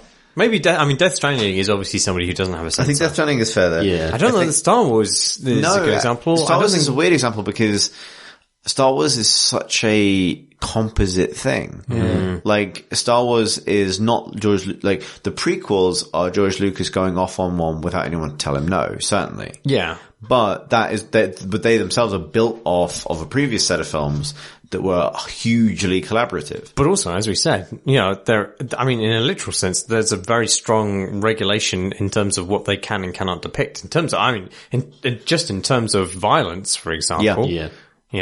Bisecting animals, fine. Bisecting people, no. I will tell you this though, and this is a bit of an aside, and fuck knows we need more of them. Apart from Darth Maul, obviously. I've recently rewatched all the prequels. I'm so sorry. Well, so I've been having an experience recently where me and a few friends want to try and watch all of the films before the new one comes out. But the only time we can all find that's free to do this is before work. So I've been getting up at 6 a.m. and walking to a friend's office to watch a Star Wars prequel at 7 a.m. which I enjoy the absurdity of it because my time is meaningless, and I'm past the point where I could really make a final accounting of the worth of anything I did. So this is a sort of dirty protest against time and entropy in equal measure. But it did lead to me watching Revenge of the Sith at 7 a.m. And I realized something. I've seen that film a couple of times, obviously. But the whole fucking Anakin murders some children bit gets more horrifying the older you get. Genuinely. Because there's not a lot it's not graphic, but there's a scene of really frightened 5 and 6 year olds looking to Hayden Christensen for help. And he glowers at them and lights a lightsaber and they look afraid. And it's actually surprisingly brutal and massively disproportionate to every other brutal act in Star Wars. In terms of its, like, implications. Like, they double down later on with a scene where Obi-Wan says, this child was killed with a lightsaber, not a blaster round. And it's actually kind of weird. It's like, it actually weirdly, retroactively makes Vader completely irredeemable. Which undoes the entire point of the original films. Because it's suddenly like, that's actually a really fucking crazy thing to do. That's not a product of momentary dark side pragmatism or military necessity. That's open, murderous, child-skewering cruelty. And you literally don't get to come back from that. So that's a weird example of where, like, one person being allowed to go, like, I think this will like, that I think must be George Lucas's ability to only communicate this character is bad now through the worst possible act. Right. Yeah. But it's interesting how much it punctures the fabric of the entire thing as a momentary example of, like, completely unchecked bollocks entering into a universe that's already quite otherwise quite tightly policed. Should we talk about the other examples given? So the examples given of games made with a strong sense of an internal censor are The Last of Us, Gree, and The Revenant. Yeah, it's kind of like, because they're all very mannered. Like, Gree is like, I'm going to make art in the way that people accept what art is, and like, so it's going to look nice. The game, GRIS, I would have thought. Yeah. I don't feel like that's been heavily policed or censored in a particular way. I think by internal censor, I think it means, you know, like, there's art when you're sort of being totally like, I'm just going to express myself openly if you would just come with me on the ride. And then there's the, oh, what does everybody else say art is? Right, I'll do that then. And you kind of go, no, can't have that in it because it's not art. So that would be the Gris thing, right? And that's how I would interpret the internal censor thing. So, like Revenant is like, let's make a film about struggle. And it's going to be it's going to be Revenant. Revenant is a particularly sort of very boring manly struggle that is replicated in films all the time. I enjoyed it. There's so many different kinds of liquids that end up in those beards. Like, I mean, there's bodily liquids, there's other kinds of liquids. It really is all liquid beard conundrum. I can't believe horrible. That's not the title they went with. Yeah. Maybe the title we go with. You know? What are the other films in there? The other works. Works in there are The Last of Us. For what? Sorry, controlled experiences, for a demonstration basically? of strong internal sensors. And for the benefit of the podcast who can't see the word I'm looking at, that's CENSORS, not sensor as in detector. It's sensor as in controlling sort of filter. But for the opposite side as well, what was there was one I strongly disagree with. Katamari Damacy, Death Stranding, which is completely fucking wrong. Yeah, Katamari Damacy is a very pointed. I mean, I think the level of expression in that is very intentional. I don't think there is like a lack of control over what they're doing in that game. That level of expression, exactly what they express, is entirely. I think that people sort of often take it sort of like breezy frivolity from it, even though it's actually sort of, you know, there's quite a pointed message to it. You can confuse a frivolous tone with like an actual directness of design that obviously Katamari Damacy has. Like, it just has one sole mechanic, and That's what it's all about. And just because it's dressed up in nice music doesn't mean it's frivolous and it lacks artistic direction. In fact, it might have tremendous artistic direction, but it wants to do this particular thing. Just because there's like the ability to mop up a lot of stuff in it doesn't mean that stuff wasn't pre-selected carefully. Right. Yeah, or even obviously the King of the Cosmos is an unusual creation, but that is a very precise esoteric design. I don't think that's a result of just freewheeling chaos, you know? Again, I think that really the censoriousness is really about doing what you want, doing what you want to do, not doing what you feel other people expect you to do art. Oh, I see. Oh, in that case, maybe that is an example of something that is less than censorious. I think there's a key thing that's in this question that is hard to parse partly grammatically, but it's the idea that when people with a strong sense of make good art, it's almost good in the same way. And when it's without a censor, it's hard to tell if it's even coherent, which is, I think there is something there, I think, in the idea that there's a commonly accepted idea of what a good artistic video game looks like in terms of what it communicates. Yeah, you read most things about Gris and it's like, like everyone just goes, oh, it looks beautiful. It's art. It's got a message. It's art. But like you can, like I would say something like the Catamite, Stephen Catamite, Catamite stuff would be like that is work which is like self-expressive. Yeah, according to its own rules, and you either go with it or you don't because you resist it or you're not interested or whatever, and just whatever is expressive of its maker. I think that would be a good example of that shit.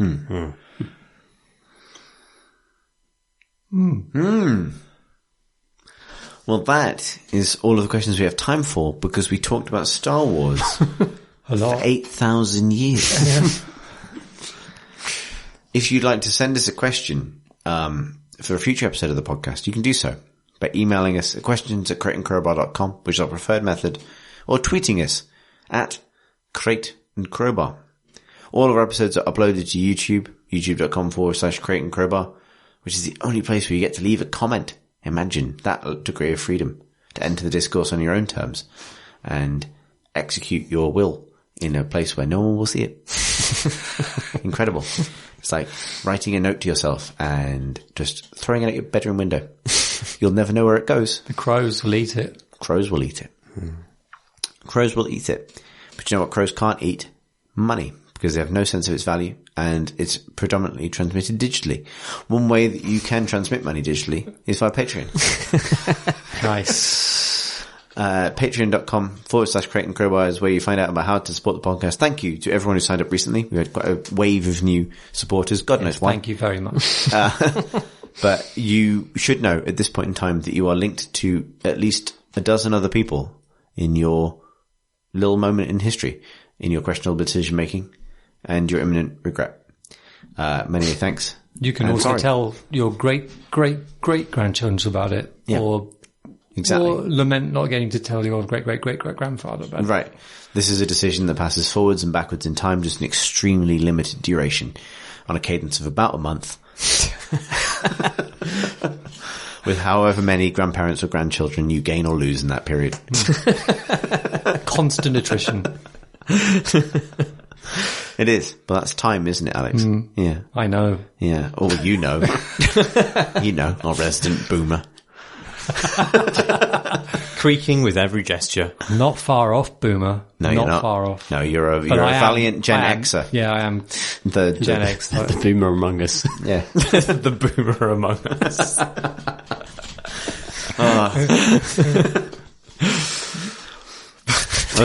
Us early millennials pretending we're not basically Gen Xers, looking at you in fear, wondering what's next. Deep, isn't it? What else have I missed? What haven't I said? Discord. We have a lovely Discord community where they make sense of all this and talk about more interesting things. Find that link on our website, crateandcrowbar.com. And finally, it falls to us to disclose our own Twitter handles, where you might connect with us on for more content. LinkedIn. I am on Twitter at CTHURSTEN. That's C Thurston. Marsh. I'm Marsh Davies. Or Davis, if you pronounce it correctly. But Davies if you want to mispronounce it, but also have a clue how to spell it. Incredible. Alyx? On LinkedIn, I think I'm A. Wiltshire. Ooh. Oh, I have no idea what I'm on LinkedIn. There's something exciting about logging into LinkedIn and seeing that lots of people have requested to be in your network, is there not? No. It's exciting. No, you're right, there isn't. Tom? I'm Tom Senior, and if you're playing Soul Calibur 6 and you see a skeleton in full plate metal armor with a bright red pop collar and a cape who is called McClunky with an exclamation mark at the end, I made that. Kill him. You're welcome. My Twitter handle is BCG Ludo. Thanks for listening, everybody.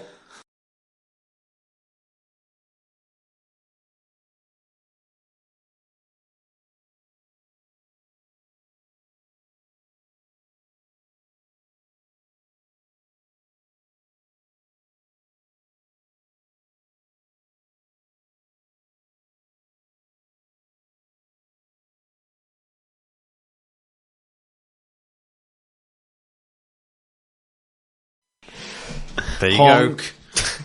Honk. Honk. Honk.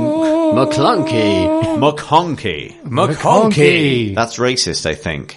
Oh my god. No, not again.